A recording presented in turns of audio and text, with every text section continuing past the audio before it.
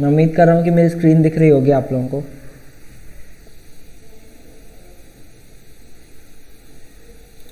चलो ठीक है। तो जो मैं बात कर रहा था, हम एक ऐसा मॉडल अभी बनाएंगे जो कि दो नंबर्स का सम प्रेडिक्ट करता है। मज़ेदार बात यह है कि मैं उस मॉडल को पहले से कुछ भी नहीं बताऊंगा। मैं उसको ये नहीं बताऊंगा कि क्या ऑपरेशन हो रहा है दो नंबर्स के बीच में। ये काम वो खुद ही डिसाइड करेगा। ये सारा का सारा काम वो खुद ही करेगा और खुद ही आइडेंटिफाई करेगा कि क्या पैटर्न यूज हो रहा है। तो यहाँ पे मेरे पास दो नंबर्स हैं, दो वैल्यूज़ हैं, दो वेरिएबल्स हैं, एक x है और एक y है।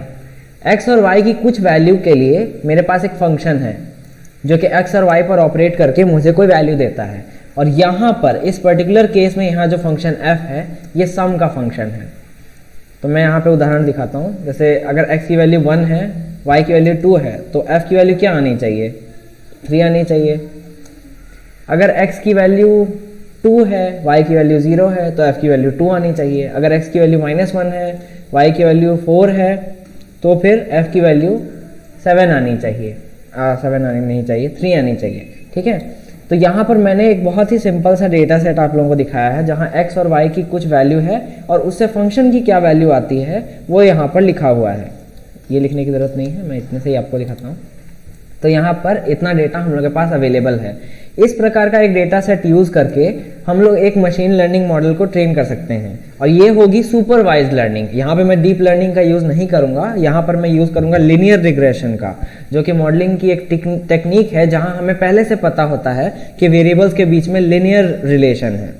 अब अगर हमें पहले से नहीं पता होता और जो हम आजकल जनरली करते हैं ये है कि हम डीप लर्निंग के एक मॉडल को ट्रेन करना शुरू कर देते हैं, क्योंकि सबसे ज़्यादा बढ़िया रिजल्ट्स आज के समय में उसी से आते हैं। हालांकि आप लोगों को अभी उतना कॉम्प्लेक्स समझने की ज़रूरत नहीं है, इसीलिए मैं आप लोगों को लीनियर रिग्रेशन से ही शुरू करके बताऊंगा। तो यहाँ पर इस पर्टिकुलर केस में जब मैं मॉडल को ट्रेन करूँगा तो मॉडल x और y के बेसिस पे f को डिटरमाइन करने के लिए कुछ इस प्रकार का फंक्शन लिखेगा।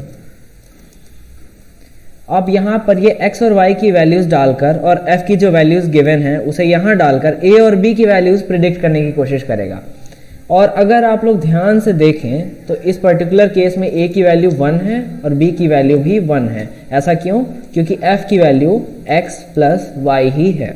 देखिए यहाँ x प्लस y ही f की वैल्यू है, तो इसीलिए यहाँ पर ये जो कुछ भी है ये x प्लस y है, तो a और b की वैल्यू एग्जैक्टली 1 आनी चाहिए। हालांकि ऐसा नहीं होता है। हम लोग जब मशीन लर्निंग के मॉडल्स बनाते हैं तो कभी भी उनमें परफेक्ट रिजल्ट्स नहीं आते हैं, थोड़ा बहुत आगे पीछे होता है और ये इस बात पे डिपेंड करता है कि कितना सारा डेटा हमारे पास अवेलेबल है।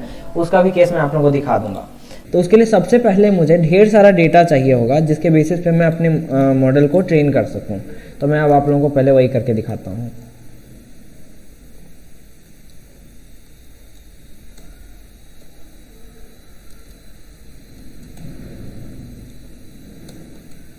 तो अब मैं सबसे पहले यहाँ पर एक गिट की रिपोजिटरी बना दूंगा ताकि आप लोग आगे चल के देख सकें। मैं इसे गिटहब पे भी डाल दूंगा। उसके बाद अब मैं यहाँ पे प्रोग्राम लिखना शुरू कर दूंगा। तो सबसे पहले मुझे डेटा सेट चाहिए। आमतौर पे हमारे पास जनरल रेगुलर यूजेज में हमारे पास डेटा सेट पहले से अवेलेबल होता है, तब हम सुपरवाइज मॉडल को ट्रेन करते हैं। इस पर्टिकुलर केस में हमारे पास नहीं है, तो इसलिए मैं उसके लिए एक छोटा सा पाइथन का स्क्रिप्ट लिखूंगा। जैसा कि मैंने कहा था कि आज की क्लास के लिए आप लोगों को पाइथन आना चाहिए।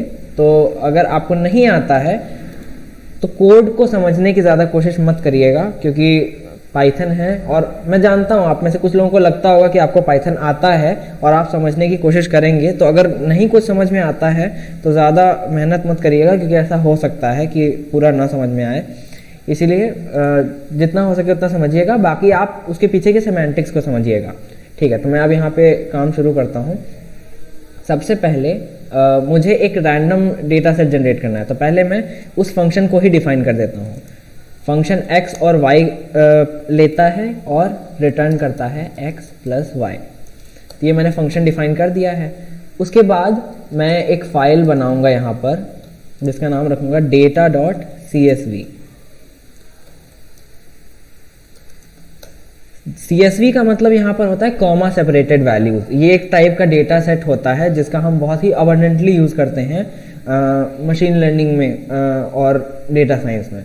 तो मैं इसी का यूज़ करूँगा फिलहाल डेटा को सेव करने के लिए। तो अब मुझे कुछ रैंडम नंबर्स की ज़रूरत होगी, तो रैंडम नंबर्स मुझे जनरेट करने होंगे।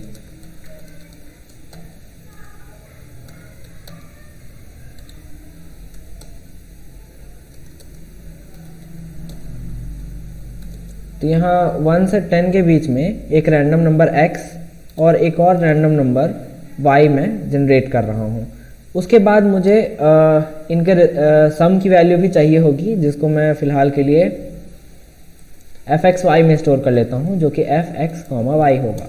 तो अगर x की वैल्यू यहाँ पर रैंडमली 1 आती है, y की वैल्यू 2 आती है, तो यहाँ पर 3 आएगा। क्यों? क्योंकि यहाँ पे f जो फंक्शन है वो सिर्फ और सिर्फ इनका सम निकाल रहा है। उसके बाद मैं क्या करूँगा, इस फाइल के अंदर इस चीज़ को लिख दूंगा।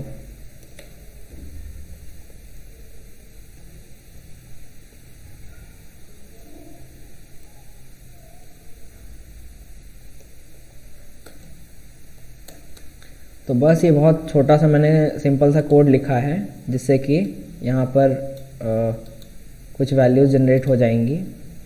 और ऐसा बहुत बार करना होगा, एक बार करने से नहीं चलेगा, इसीलिए एक मैं यहाँ पे फॉर लूप लगा दूंगा।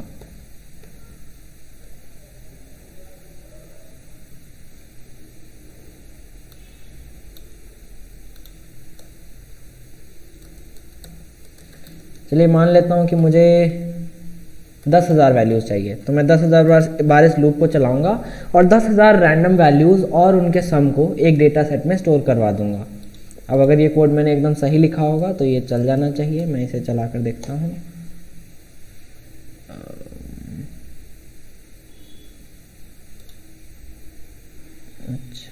अच्छा हाँ, यहाँ पे मैंने सेम वैल्यू यूज़ कर ली थी।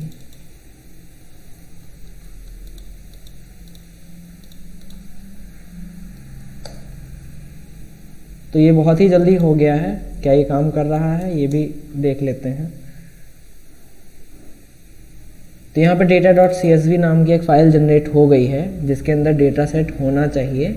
मैं इसे माइक्रोसॉफ्ट एक्सेल में खोलता हूँ, दिखाता हूँ।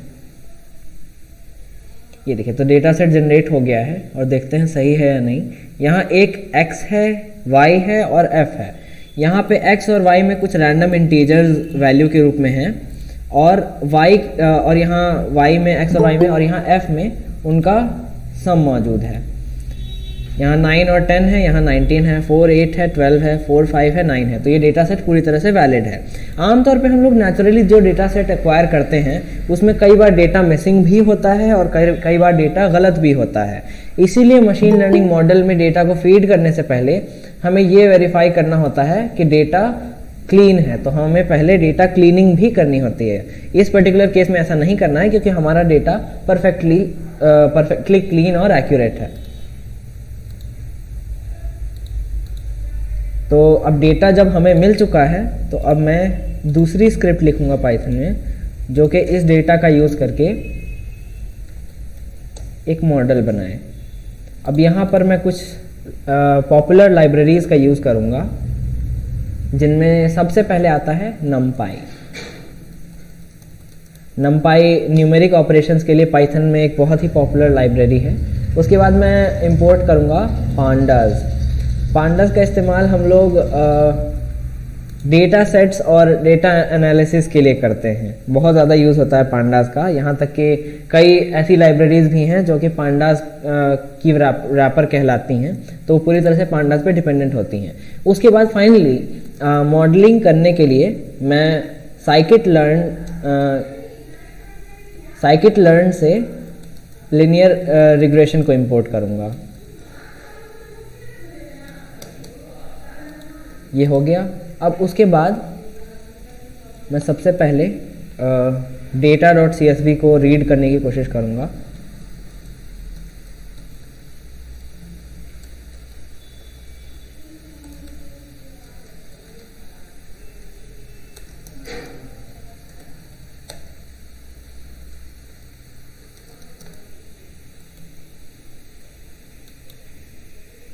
फाइल ओपन करने की ज़रूरत नहीं है क्योंकि पांडास के अंदर पहले से ही CSV फाइल्स को रीड करने के लिए एक फंक्शन होता है।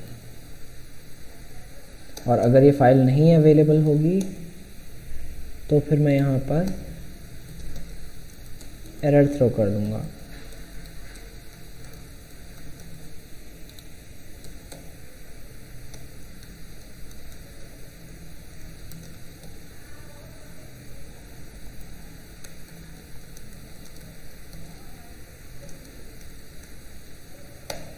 ठीक है, तो यहाँ पर डेटा सेट हमने इंपोर्ट कर लिया है। मैं ऐसा करता हूँ, पहले आप लोगों को करके दिखाई देता हूँ। तो मैंने यहाँ पे पाइथन का इंटरप्रेटर चला लिया है। अब मैं यही सारे के सारे इंपोर्ट्स कर लूँगा।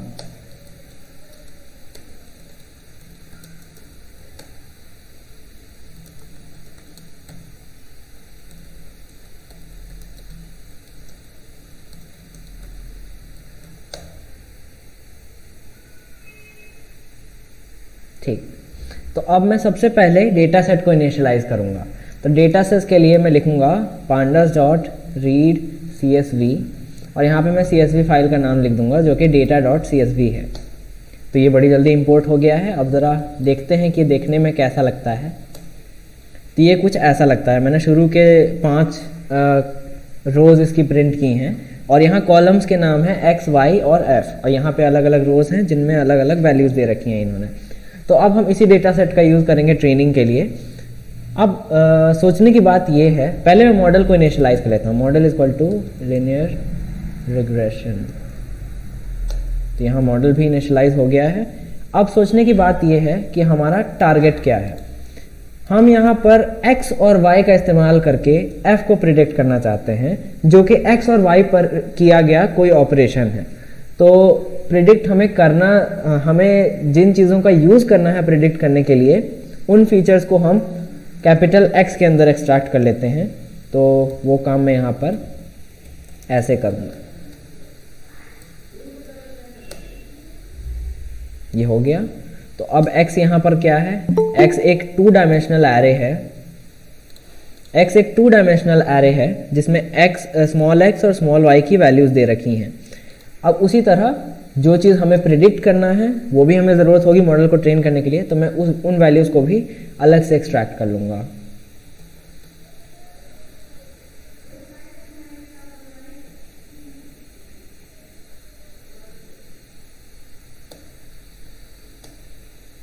ठीक है, तो यहाँ पर एक दूसरी एरे हमारे पास अवेलेबल है जिसमें सिर्फ और सिर्फ f की वैल्यूज़ हैं। तो अब हमारे पास कैपिटल X और कैपिटल Y दो वेरिएबल्स अवेलेबल हैं। एक वेरिएबल में हमारे पास वो है जिससे हमें प्रिडिक्शन करना है और दूसरा वेरिएबल खुद वो चीज़ है जो हमें प्रिडिक्ट करनी है।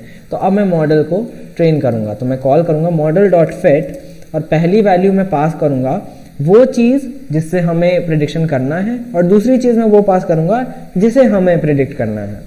अब इसे थोड़ा टाइम लगेगा। ये तो हो गया, तुरंत ही हो गया। तो यानी कि मॉडल अब हमारा ट्रेन हो चुका है। अब मॉडल डॉट प्रिडिक्ट करके मैं यहाँ पे प्रिडिक्शंस कर सकता हूँ। तो यहाँ पे मुझे सिर्फ और सिर्फ x की वैल्यू पास करनी होगी और y ये ऑटोमेटिकली प्रिडिक्ट कर देगा। हालांकि ये अभी काम नहीं करेगा, क्यों मैं दिखाता हूँ। जैसे 1 और 2 है तो यहाँ पर आइडियली इस मॉडल को 3 प्रिडिक्ट करना चाहिए, लेकिन ये नहीं काम करता है क्योंकि यहाँ पर ये 2 डायमेंशनल एरेज एक्सेप्ट करता है। जब मैंने ट्रेनिंग की थी तो यहाँ पर 2 डायमेंशनल एरे ही पास किया था। तो ये देखिए यहाँ पर 3 प्रिडिक्ट इसने कर दिया है और एकदम सही आंसर दिया है, यानी कि ये मॉडल काम कर रहा है। तो इसी मॉडल को जनरेट करने का प्रोग्राम अब हम लोग यहाँ पर लिखने जा रहे हैं। डेटा सेट के अंदर हमने CSV फाइल को रीड कर लिया है। कैपिटल X के अंदर हम डेटा सेट के उस पार्ट को एक्सट्रैक्ट करेंगे जिससे हम प्रिडिक्शंस करेंगे। यहाँ पर डॉट वैल्यूज़ लगाने से क्या होता है कि ये जो पांडास का डेटा फ्रेम या सीरीज़ है वो एक नमपाई के n डायमेंशनल एरे में कन्वर्ट हो जाता है। इसीलिए क्योंकि हमें सिर्फ और सिर्फ न्यूमेरिक डेटा चाहिए इस पर्टिकुलर केस में।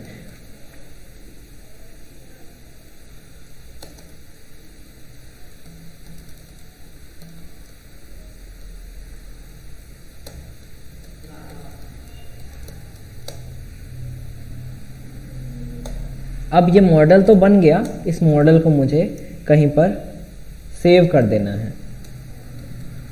तो उसके लिए भी हम लोग बहुत तरह के टूल्स यूज़ करते हैं। इस पर्टिकुलर केस में मैं पिकल का यूज़ कर रहा हूँ, जो कि पाइथन में अवेलेबल होता है, जिससे कि हम इस मॉडल को एक फ़ाइल में सेव कर सकते हैं। बल्कि मॉडल को ही नहीं, हम किसी भी पाइथन ऑब्जेक्ट को एक फ़ाइल के अंदर सेव कर सकते हैं। तो फाइल का नाम मैं रख देता हूँ model.bin, और हमें बाइनरी राइटिंग परमिशंस चाहिए।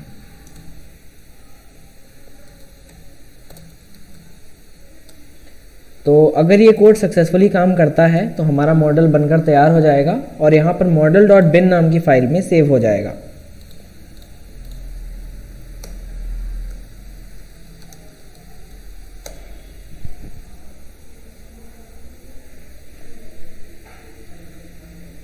अच्छा,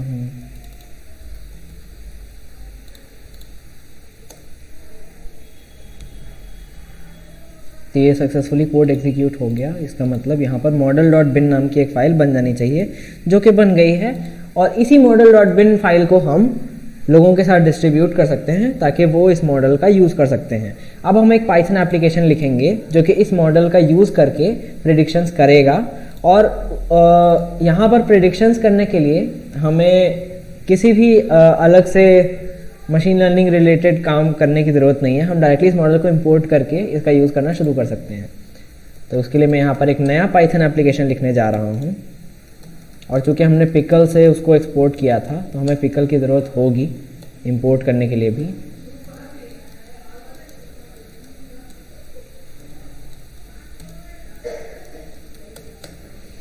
तो सबसे पहले मैं ट्राई करूँगा मॉडल को लोड करने की। मॉडल को लोड करने की मैं कोशिश करूँगा।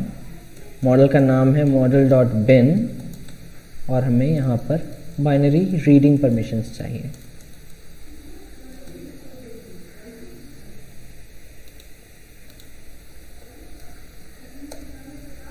Model is equal to pickle.load, और यहाँ पर फाइल। और अगर वो फाइल नहीं एग्जिस्ट करती है तो यहाँ पर हम एरर हैंडलिंग करेंगे model.bin doesn't exist।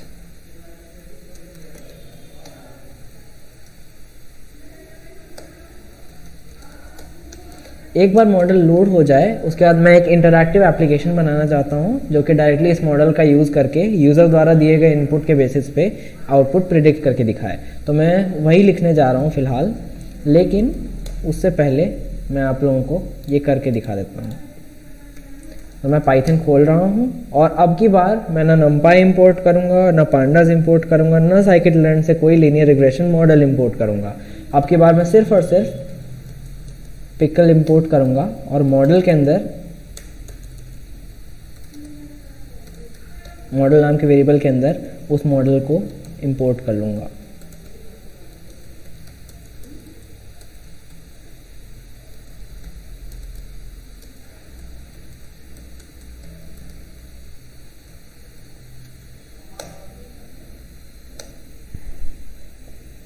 तो ये मुझे लगता है हो गया सक्सेसफुली। देखिए मॉडल नाम के वेरिएबल के अंदर मैंने मॉडल को इंपोर्ट कर लिया है। अब मॉडल डॉट प्रिडिक्ट, यहाँ पर मैं इसे दो वैल्यूज़ देता हूँ 1 और 3।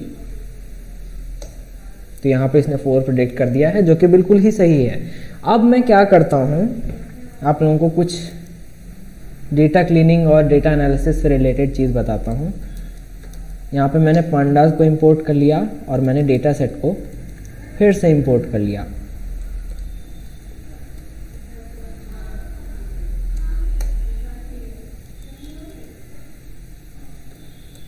और यहाँ पे मैं फिर से इसके x और y वैल्यूज़ को इंपोर्ट कर लेता हूँ, और प्रिडिक्टेड वैल्यूज़ को मैं y के अंदर स्टोर कर लेता हूँ।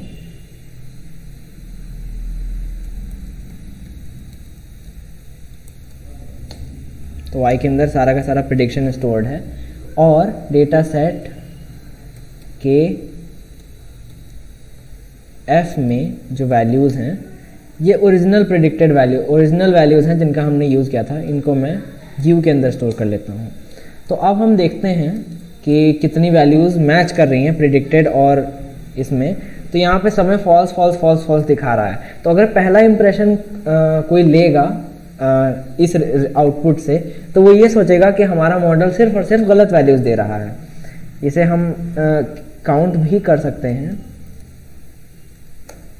तो 10,000 में से सिर्फ 1401 वैल्यूज़ ही यहाँ पर सही आ रही हैं, जो कि सच नहीं है। क्यों नहीं है ये भी मैं दिखाता हूँ। क्योंकि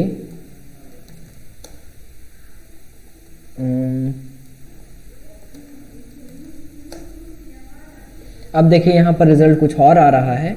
उसके पीछे कारण ये है कि हम जो वैल्यूज़ यहाँ पर लेते हैं 1.01, अगर हमारा मॉडल 1.01 प्रिडिक्ट कर रहा है तो भी वो 1 के बराबर नहीं है।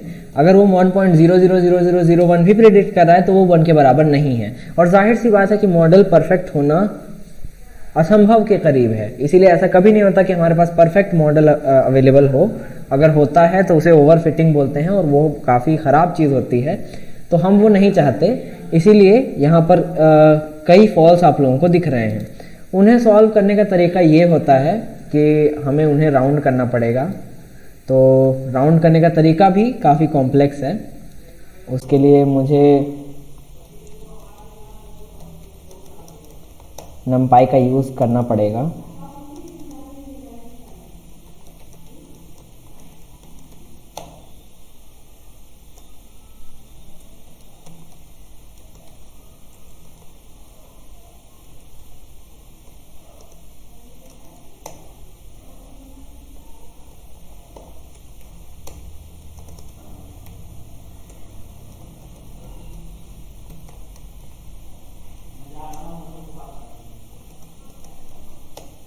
अब आप लोग देख रहे हैं कि यहाँ सिर्फ और सिर्फ ट्रू ही दिखा रहा है। और अब जब इसका हम सम लेंगे तो 10,000 में से हर एक वैल्यू 10,000 में 10,000 वैल्यूज हमारे पास सही आ रही हैं, जिसका मतलब ये है कि हमारा मॉडल पूरी तरह से परफेक्ट है और सिर्फ सही रिजल्ट्स दे रहा है। तो जब हम मॉडल को टेस्ट कर रहे होते हैं और जब हम तरह तरह के काम कर रहे होते हैं, उस समय भी हम लोग को इस बात का ध्यान रखना रहता है कि हम सही तरीके से टेस्टिंग करें और इस बात का ध्यान रखें कि हमारे चेक करने का तरीका सही नहीं है, क्योंकि कई बार उस बेसिस पे भी हम मॉडल को गलत जज कर सकते हैं।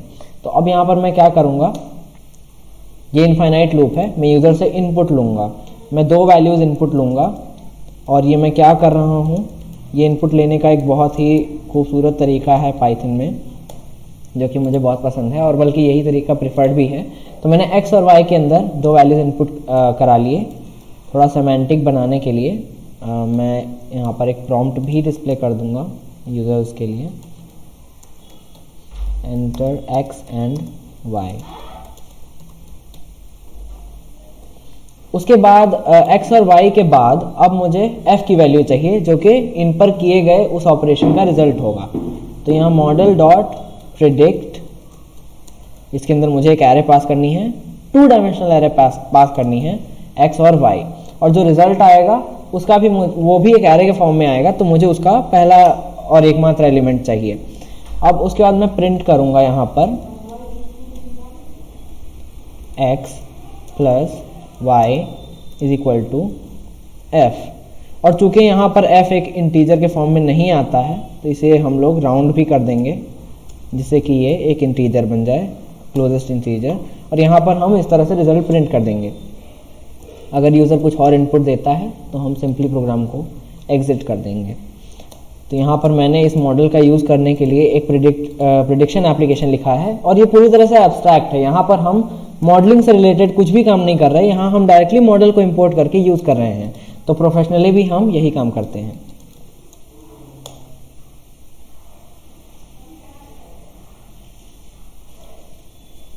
यहाँ अगर मैं 1 और 2 लिखता हूँ तो इसने 3 प्रिडिक्ट किया, 2 और 3 लिखता हूँ 5 प्रिडिक्ट किया, 4 और -10 लिखता हूँ -6 प्रिडिक्ट किया, 111 और 111 लिखता हूँ 222 प्रिडिक्ट किया। तो यहाँ पर हम देख रहे हैं कि हमने एक सिंपल सा मशीन लर्निंग का मॉडल बनाया है, जो कि पूरी तरह से परफेक्टली काम कर रहा है और दो दिए गए इनपुट्स पर किए जाने वाले ऑपरेशन को बढ़िया तरीके से आइडेंटिफाई कर रहा है। यहाँ पर हमने लीनियर मॉडल का यूज किया है क्योंकि हमें पहले से पता था कि इनके बीच में लीनियर रिलेशन है। जब हमें इस टाइप की चीजें नहीं पता होती हैं तो कई बार हम डायरेक्टली एक डीप लर्निंग का मॉडल बना लेते हैं जिसके रिजल्ट्स ऑलमोस्ट परफेक्ट आते हैं। तो अब मैंने आप लोगों को ये एप्लीकेशन बनाकर दिखा दिया। मैं इन चेंजेस को कमिट कर देता हूं। अरे हाँ, मैंने आप लोगों को दिखाया नहीं था पहले। जैसे ये model.bin है, ये एक बाइनरी फाइल है, इसको हम टेक्स्ट एडिटर में नहीं देख सकते क्योंकि इसके अंदर मॉडल सेव्ड है। और मैं जब मैं गिट में कमिट करना चाहता हूं तो मैं ये नहीं चाहता कि ये फाइल कमिट हो, तो उसको करने का, और मैं चाहता हूं कि git add डॉट का मैं यूज कर सकूं लेकिन ये फाइल कमिट ना हो। तो इस कन्वीनियंस के लिए गिट में एक फाइल होती है जिसे हम बोलते हैं .gitignore। .gitignore के अंदर हम हर उस पैटर्न को डिफाइन कर सकते हैं जिसे हम इंक्लूड ऑटोमेटिकली नहीं करना चाहते। तो मैं यहाँ पर इसे डिफाइन कर देता हूँ। और अब की बार अगर मैं git status करूंगा तो यहाँ पर मुझे वो .bin फाइल दिख ही नहीं रही है, हालांकि ये फाइल खुद हमें ऐड करनी पड़ती है। तो मैं यहाँ पे get add डॉट का यूज कर सकता हूँ बिना इस डर के कि मैं गलती से भी इस मॉडल को इंक्लूड करूंगा। क्यों नहीं कर रहा? इसलिए नहीं कर रहा क्योंकि आमतौर पे बाइनरी फाइल्स को ऐड करना किसी भी गिट रिपोजिटरी में बुरा प्रैक्टिस माना जाता है, वो LFS की कैटेगरी में आते हैं। और दूसरी बात ये भी है कि मॉडल यूजर जनरेट खुद से कर सकता है अगर उसे इस रिपोजिटरी के फाइल्स का यूज करना है। तो अब मैं इन्हें कमिट कर दूंगा और एक रिपोजिटरी बनाकर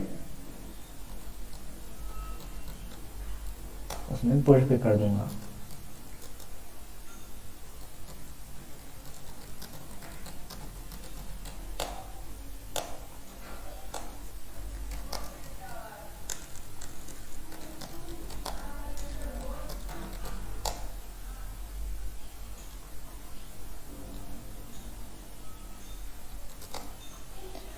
तो ये रिजल्ट सब रिपोजिटरी के अंदर पुश हो जाएंगे। अब मैं आप लोगों को कुछ और एप्लीकेशंस दिखाता हूं जिनमें मशीन लर्निंग का यूज हुआ है।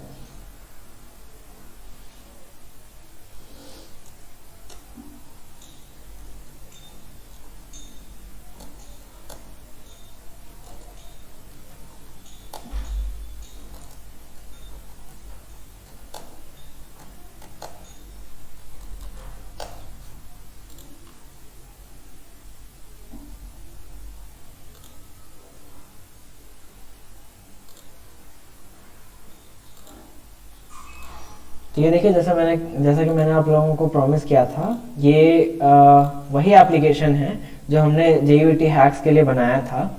और यहाँ पे model.pkl फाइल और ये सब आप देख रहे हैं, ये असल में वही सेम मॉडल है जिसको हमने एक्सपोर्ट कर रखा है। हमारा प्रोजेक्ट था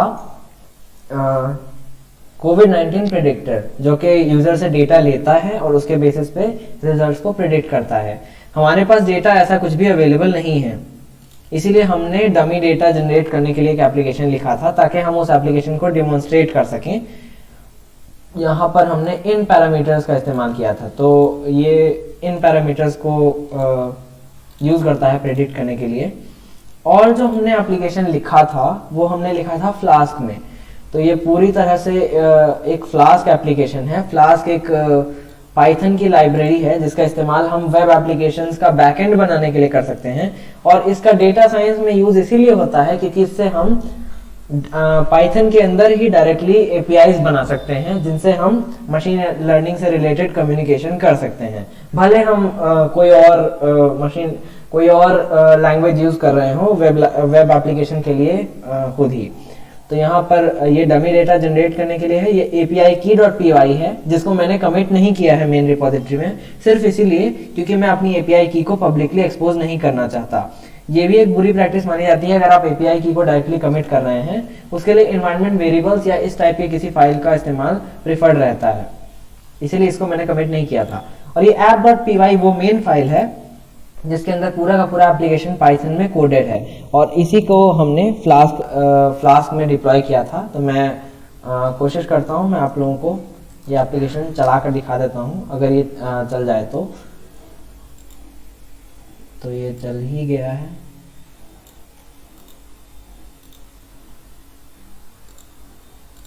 हाँ, ये निरोग जीवन, ये खूबसूरत नाम इसे रितेश ने ही दिया था। यहाँ पर देखिए कुछ न्यूज़ हेडलाइंस कोरोना वायरस से रिलेटेड, इसके लिए हमने एक एपीआई का यूज़ किया था, एक पब्लिक एपीआई का यूज़ किया था। यहाँ पर अलग अलग राउट्स थे, तो यहाँ पर प्रिडिक्टर है, यहाँ पर हमें कुछ पैरामीटर्स इनपुट में देने होते हैं, जैसे body temperature, age, body pain, मैं उदाहरण के तौर पे सेवियर दे रहा हूँ, यस सेवियर। तो यहाँ 99.5% चांसेस बता रहा है मेरे इन्फेक्टेड होने के। अगर यहीं पे कुछ सिंपल वैल्यूज दी जाती जो कि एक नॉन इन्फेक्टेड पर्सन को इंडिकेट करती हैं, तो यहाँ पर देखिए 0% आ रहा है। तो अब कई बार ऐसा होता है कि हमारे एप्लीकेशन 100% भी रिजल्ट में देता है। कई बार ऐसा होता है कि 100% हमें इन्फेक्टेड बताता है, जो कि बिल्कुल भी संभव नहीं है। हम कितना भी हो जाए, एक मशीन लर्निंग एप्लीकेशन की मदद से ये नहीं कह सकते कि कोई इंसान 100% इन्फेक्टेड होने की प्रोबेबिलिटी रखता है। इसे बोलते हैं ओवरफिटिंग, और ये हमारे एप्लीकेशन की सबसे बड़ी खामी है। लेकिन ऐसा सिर्फ इसीलिए है क्योंकि हमारे पास रियल वर्ल्ड डेटा अवेलेबल नहीं है। दूसरी चीज ये है कि इस केस में भी हम अज्यूम कर रहे हैं कि उन वैल्यूज के बीच में लीनियर रिलेशन होगा। अगर नहीं होता है तो हम इस मॉडल को पूरी तरह से एक दूसरे मॉडल पे से रिप्लेस कर देंगे, या फिर हम डीप लर्निंग का यूज करेंगे। यहाँ पे लॉग वाला सेक्शन है, यहाँ पर सारे के सारे अभी तक प्रेडिक्टेड रिजल्ट्स लॉग्ड रहते हैं और उन्हें दिखाया जाता है। ये रिजल्ट्स हम लॉग करते हैं एक SQLite डेटाबेस में। SQLite SQL का ही एक वेरिएंट है जो कि फाइल बेस्ड स्टोरेज की पावरफुल फाइल बेस्ड स्टोरेज की टेक्नोलॉजी मानी जाती है। उसका हमने यहाँ पे यूज किया था क्योंकि यहाँ पे बहुत ज्यादा कंकरेंट यूजर्स के केसेस नहीं है, इसीलिए हम अलग से डेटाबेस का कोई सर्वर होस्ट नहीं करना चाहते थे। तो ये तो ठीक है, मैं आप लोगों को जरा उस फाइल को भी दिखा देता हूँ। तो यहाँ पे ये main.db है जो कि एक SQLite डेटाबेस है। मैं ये डेटाबेस आप लोगों को दिखाता हूँ कैसा है। तो ये देखिए, ये बहुत ही बेकार डेटाबेस है, बहुत ही बुरा तरीका है डेटा को स्टोर करने का। ऐसा क्यों है वो मैं समझाता हूँ। यहाँ पर डेटा एक स्ट्रिंग के फॉर्म में स्टोर्ड है, जहां पर हमने वैल्यूज को कॉमा से सेपरेट करके रखा है, और यहाँ पैराम्स नाम का एक कॉलम है जिसके अंदर ये वैल्यूज स्टोर्ड हैं। ये बहुत ही इनएफिशिएंट और अनऑर्गेनाइज तरीका है डेटा को स्टोर करने का, और ये नॉर्मलाइज नहीं है। आइडियली हमें करना ये चाहिए कि हमें अलग अलग कॉलम्स बना देनी चाहिए, एक रनिंग नोज के लिए, एक फीवर के लिए, एक एज के लिए, और उनके अंदर वैल्यूज को नंबर के फॉर्म में स्टोर करना चाहिए। हालांकि हमारे पास इस एप्लीकेशन को पूरा करने के लिए पर्याप्त टाइम नहीं था, हमने जितना हो सके करने की कोशिश की। तो इसमें अगर हमें इम्प्रूवमेंट करनी हो तो ये बहुत बड़ा इम्प्रूवमेंट हो सकता है। ये एक फ्लास्क का एप्लीकेशन है, इसीलिए सारा का सारा कोड इसमें पाइथन में भले लिखा हुआ है। ये वेब एप्लीकेशन है, इसीलिए इसमें हमने HTML फाइल्स का तो डेफिनेटली यूज किया है। यहाँ पर आप देख सकते हैं HTML फाइल्स दी हुई हैं। दूसरी बात ये है, जावास्क्रिप्ट का भी यूज यहाँ पर हुआ है। ये देखिए, यहाँ पर ये जो कुछ भी है कोविड-19 के न्यूज फेच करने के लिए यहाँ पर हमने जावास्क्रिप्ट का यूज किया है। और ये जावास्क्रिप्ट मैंने खुद लिखा था। यहाँ पे मैंने कुछ ऑथेंटिकेशन भी यूज किया था जिससे कि API की पब्लिकली रिवील ना हो। और फाइनली शो करने के लिए यहाँ पर हमने फॉर लूप्स का यूज किया था। ये देखिए, फॉर लूप HTML के अंदर ये क्या है आप लोगों को शायद नहीं पता होगा, इसे हम लोग बोलते हैं टेम्पलेटिंग। यहाँ पे हमने जिंजा 2 का यूज किया था टेम्पलेटिंग करने के लिए, और ये HTML के अंदर किया था। तो ये डायनेमिकली इसको बैकएंड में रेंडर करके तब फ्रंट एंड में भेजता है। और लेआउट सब में हमने यही सेम लेआउट यूज किया है जिसमें हमने टेम्पलेटिंग कर दी है, जिसकी वजह से हमें लेआउट का कोड बार बार सब में नहीं लिखना पड़ा, और एक जगह हम चेंजेस करेंगे तो वो हर जगह रिफ्लेक्ट हो जाएगा। तो ये वेब डेवलपर्स के लिए भी बहुत बड़ा लेसन है कि हमें ये सब करना होता है। ये है data.csv जो कि हमने जनरेट किया था डमी डेटा, जिसका यूज करके हमने यहाँ पर प्रेडिक्शंस किए थे। डेटा कुछ ऐसा है, यहाँ अलग अलग वैल्यूज हैं, उनके बेसिस पे यहाँ पर 0 या 1 है। 0 का मतलब नॉट इन्फेक्टेड, 1 का मतलब इन्फेक्टेड, और हमारा एप्लीकेशन प्रोबेबिलिटी बताता है इन्फेक्ट होने की। उसके बाद ये प्रॉक फाइल है जिसके अंदर हमने वो कोड लिखा था छोटा सा, जिसका इस्तेमाल हमने एप्लीकेशन को डिप्लॉय करने के लिए किया था। requirements.txt वो स्टैंडर्ड फाइल होती है जिससे पाइथन की रिक्वायरमेंट्स हम अपने एप्लीकेशन की शेयर करते हैं और उन्हें इंस्टॉल कर लिया जाता है डिप्लॉयमेंट के बाद। और ये training.py है जो कि मॉडल ट्रेन करता है, इसको हमें एक बार एग्जीक्यूट करना रहता है जिससे कि ये मॉडल वाली फाइल जनरेट हो जाती है। बाद में हम इसी मॉडल वाली फाइल का app.py नाम के फ्लास्क वाले एप्लीकेशन में यूज करते हैं। यहाँ पर देखिए, यहाँ पे पूरा का पूरा कोड लिखा हुआ है एप्लीकेशन का। हाँ, कोई कुछ कह रहा है स्वप्निल भैया? हाँ CSV एक्सटेंशन जो है वो कॉमा सेपरेटेड वैल्यूज, ये एक्सेल में क्यों दे रहा है आपको डेटा? बिल्कुल देगा, क्योंकि एक्सेल कई फॉर्मेट सपोर्ट करता है। CSV मतलब एक्सेल भी क्यों खुल रहा है ना? हाँ, एक्सेल में इसीलिए खुलेगा क्योंकि ये CSV फाइल है। हम लोग एक्सेल का यूज किस लिए करते हैं? एक्सेल का फॉर्मेट है। हाँ, ये स्प्रेडशीट्स और वर्कशीट्स इन सबको एक्सेस करने के लिए होता है। तो एक्सेल CSV सपोर्ट करता है, XLS सपोर्ट करता है, XLSX सपोर्ट करता है, और कई केसेस में मैंने सुना है TSV भी सपोर्ट करता है। इसीलिए ये एक्सेल में खुल रहा है। तो TSV का मतलब होता है टैब सेपरेटेड वैल्यूज, तो इसीलिए एक्सेल में खुल रहा है। वो इसको पार्स कर ले रहा है ऑटोमेटिकली, जैसे कि मैंने यहाँ पर दिखाया। यहाँ पे कॉमा सेपरेटेड है। VS कोड के अंदर भी एक बिल्ट इन एक्सटेंशन होता है जो कि इसको पार्स कर देता है, जिससे ये इस तरह टेबल के फॉर्मेट में दिखाता है यहाँ पे कॉमा सेपरेटेड वैल्यूज को। तो ये हो गया हम लोगों का वो वाला एप्लीकेशन। मैं आप लोगों को दो और एप्लीकेशन दिखाता हूँ।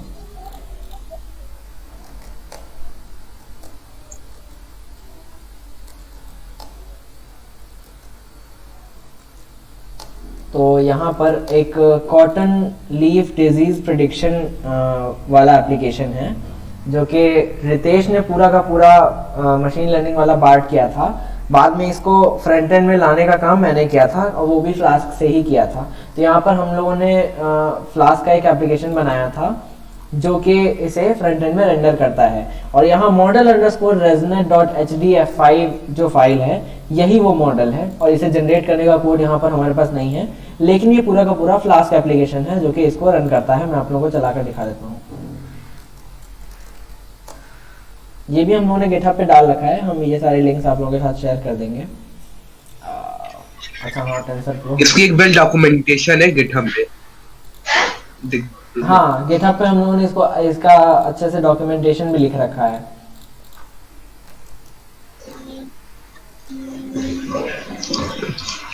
तो किस क्वांटाइल एनवायरनमेंट में मैंने टेंसरफ्लो इंस्टॉल किया है ये मुझे नहीं याद है।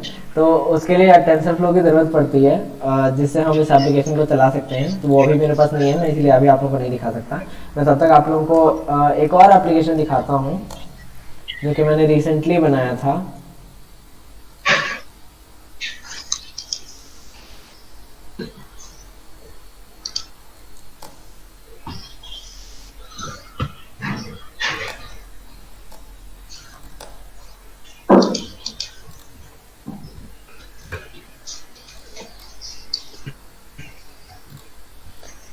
तो ये देखिए, यहाँ पर मैंने एक पूरा का पूरा एप्लीकेशन रिएक्ट और फ्लास्क का यूज करके बनाया था।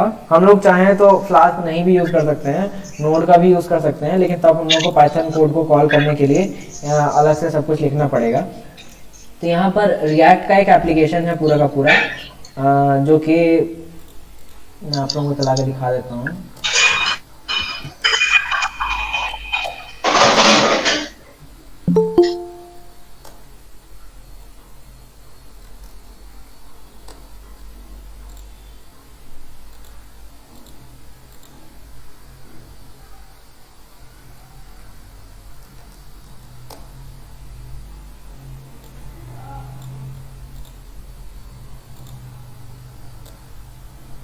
तो ये एप्लीकेशन देखने में कुछ ऐसा लगता है। और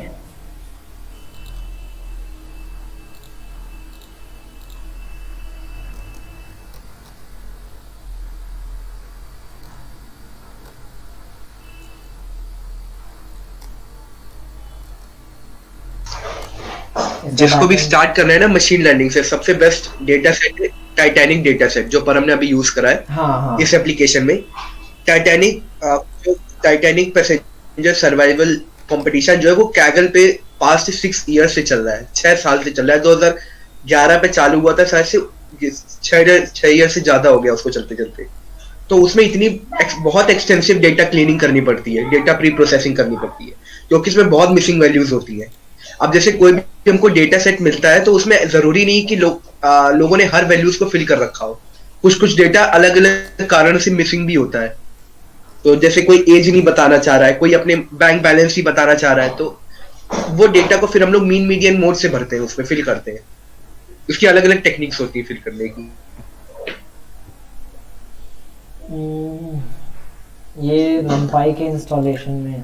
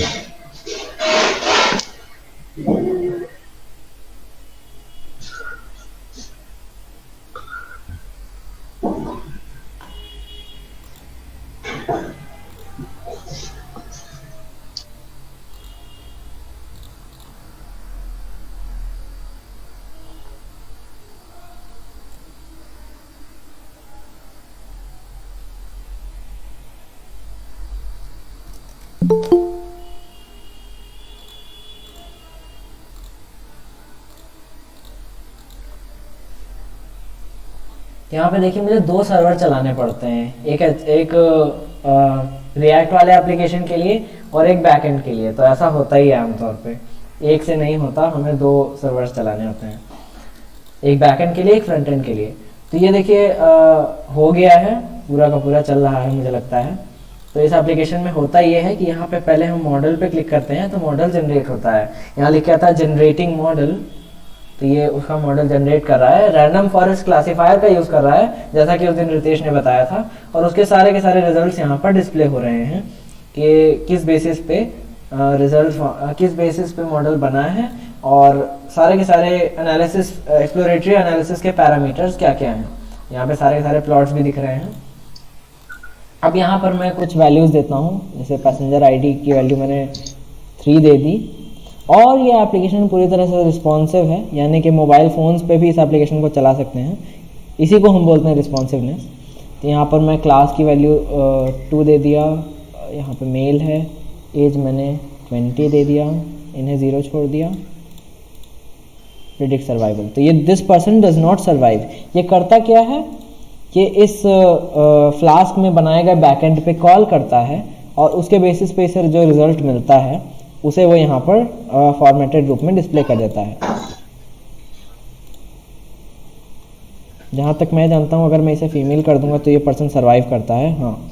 और अगर ये बैकएंड नहीं चल रहा होता है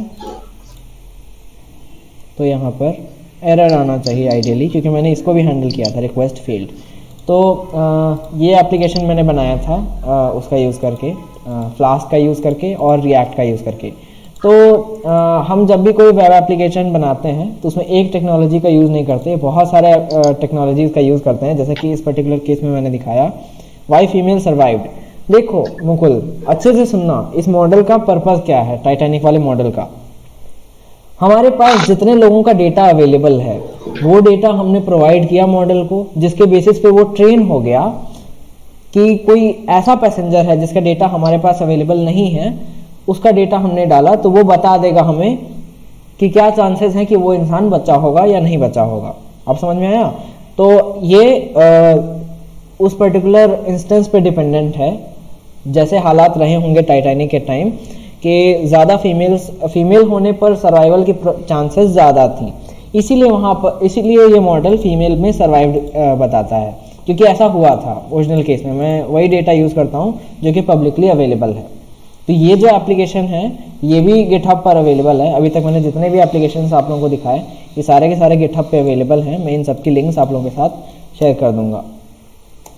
तो याद रखिएगा, इस पर्टिकुलर केस में मैंने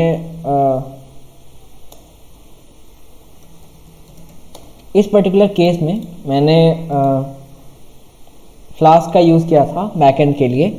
हालांकि आप चाहें तो जैंगो का भी यूज़ कर सकते हैं, फास्ट एपीआई का भी यूज़ कर सकते हैं। रितेश का जो दूसरा वाला एप्लीकेशन था उसमें उसने उन्हीं का यूज़ किया था, और उसने स्वैगर का भी यूज़ किया था डैशबोर्ड बनाने के लिए।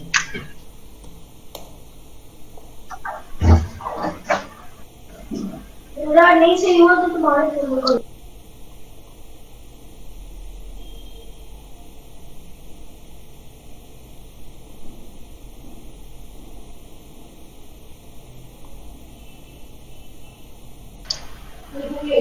जो फ्लास्क है और फास्ट एपीआई, सेबेस्टियन एक इंसान है उसने बनाया। ये फास्ट एपीआई जो है 2018 में बनाई गई है, तो ये अल्टरनेटिव है फ्लास्क की, उससे बहुत ही बेहतर है फ्लास्क से। ये देखिए ये फास्ट एपीआई इसमें ये फास्ट एपीआई पे परम फास्ट एपीआई पे क्लिक करना जरा परम, ऊपर हाइपर लिंक दे रखी है फास्ट एपीआई की, ऊपर ऊपर ऊपर और ऊपर, लो जहाँ पे सारे दे रखे कौन कौन से पैकेजेस को यूज करा है। ऊपर सबसे टॉप पे जाओ एक बार डॉक्यूमेंटेशंस में। हाँ ये फास्ट एपीआई है, ये मतलब अल्टरनेटिव है मतलब उसका। और इसने शायद डिप्लॉय भी कर Flask रखा का। है, अगर ये थोड़ा लोड हो जाए तो चल जाएगा। हाँ हाँ स्लैश डॉक्स पे है ना शायद। चल जाएगा वो स्ट्रीमलेट में। हाँ हाँ नहीं, ये तो स्ट्रीमलेट में है, ये इस पे नहीं जाएगा, ये तो स्ट्रीमलेट में डिप्लॉयड वर्जन है ये वाला। स्ट्रीमलेट यूज करते हैं हम लोग, जैसे मेरे को कोई भी वेब ऐप बनाना है जिसको फ्लास्क नहीं आता अच्छे से जिसको, तो वो स्ट्रीमलेट यूज कर सकता है। फ्लास्क से बहुत बेहतर है स्ट्रीमलेट। स्ट्रीमलेट भी यही सारे काम करता है। ये जो एप्लीकेशन है ये तुम्हें बैंक नोट की ऑथेंटिसिटी बताएगा कि वो बैंक नोट रियल है या फिर फॉर्ज्ड है। तो यहाँ पर बैंक अलग अलग ये एक फैक्टर्स लिए गए, वेरिएंस, क्यूनेस, नोट्स की वर्टिसेस, और ये जितने भी एंट्रोपी, ये एक नोट लिया, नोट के ऊपर मैंने कुछ डिटेक्ट वो करा है, ऊपर जाना, हाँ इन्वेस्टिगेशन करिए, ग्रे स्केल मतलब उसको पहले कन्वर्ट करा इमेज को, फिर उसके पिक्सल गेन करे, फिर मतलब ऐसे ही मैंने क्या किया डिटेक्शन, मतलब माइक्रोस्कोपिक इमेजेस पे उसके फीचर्स निकाले, इसका वेरिएंस कितना रहेगा और कर्टिसेस कितनी है, उसकी स्क्यूनेस कितना है, और फिर एक डेटा सेट तैयार किया। डेटा सेट तैयार करने के बाद फिर उसमें क्या है पूरी सीएसवी फाइल हुई, सीएसवी फाइल पे फिर मैंने अपने मॉडल को ट्रेन करा। और अगर जैसे इसमें और कोई वैल्यू डालना परम तो फॉर्ज लिख के आएगा, ऐसी वैल्यूज जिससे फॉर्ज लिख के डाल।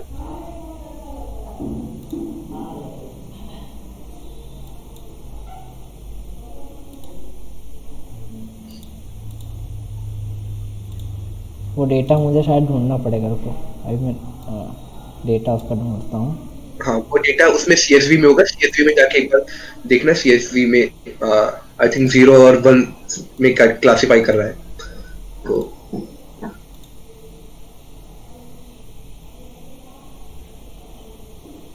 हाँ यही है यूसीआई डेटा सेट में। तो क्लास में UCI data 0 आना repository चाहिए में या 1 इसी आना में। चाहिए? 1 आना चाहिए शायद। हाँ दो कैटेगरीज होंगी, 0 एंड 1।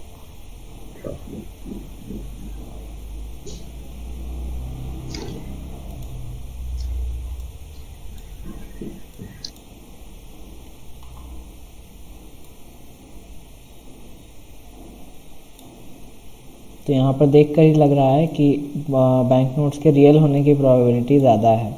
तो मॉडल को इस हिसाब से ट्रेन किया गया है कि जल्दी गलत प्रेडिक्शंस ना करे वो।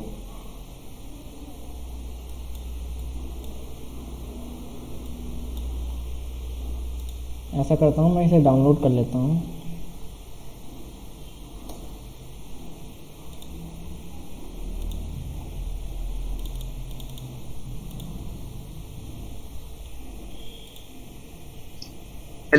हेलो परम, हाँ हाँ मेरी रिपोजिटरी में जाओ, नीचे डेटा सेट दे रखा है, डेटा सेट की फोल्डर पे सीएसवी फाइल में स्क्रॉल करोगे तो बॉटम हाफ पूरा 1 पे है, फॉर्ज नोट्स है उसमें जाके देखोगे तो तुम्हें मिल जाएगा वो रुको मेरे सीएसवी, क्योंकि उसमें कैगल के डेटा सेट पे डिफरेंट हो सकता है। हाँ तो यहाँ पर देखो कुछ वैल्यूज मिली है इसमें मुझे। ये लिंक भेजी, इसमें जाओ, ये 1 पॉइंट इसमें ये वैल्यूज देखो, नेगेटिव स्क्यूनेस।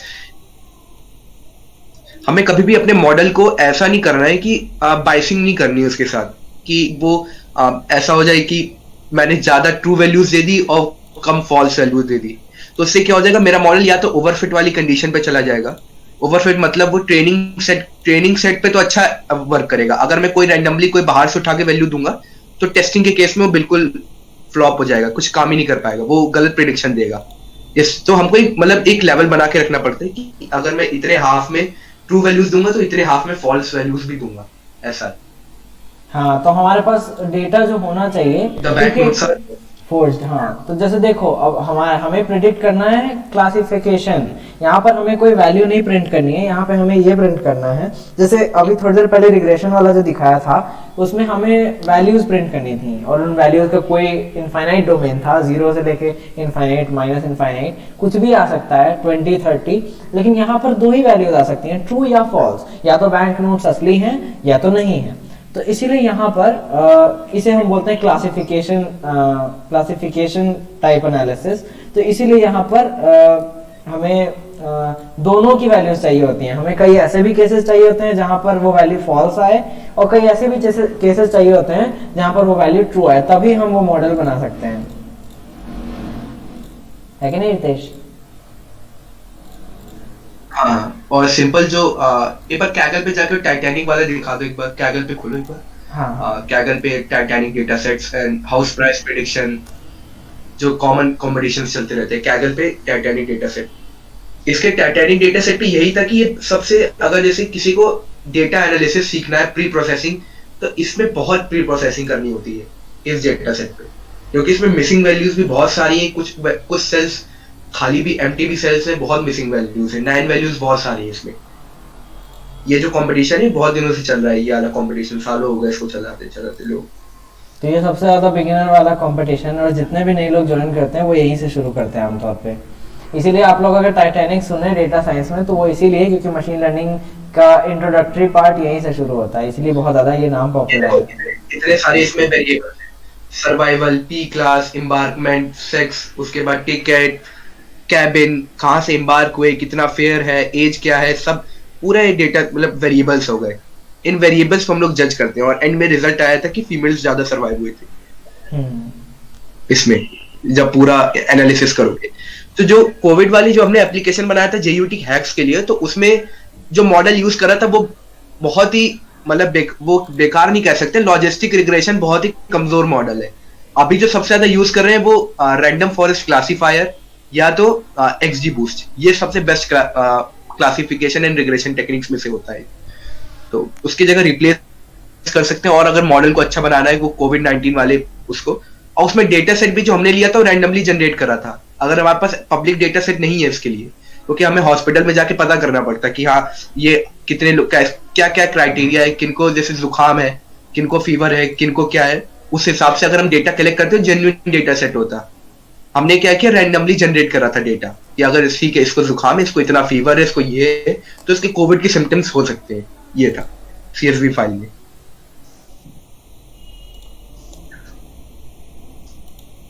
और वो एक हाउस प्राइस प्रिडिक्शन वाला डेटा सेट है, हाउस प्राइस प्रिडिक्शन कैगल का, वो जो परम ने अभी बताया था, सम वाला, नंबर्स को जो सम करो, वो रिग्रेशन टेक्निक है। वही हाउस प्राइस प्रिडिक्शन में भी ये होता है सेम।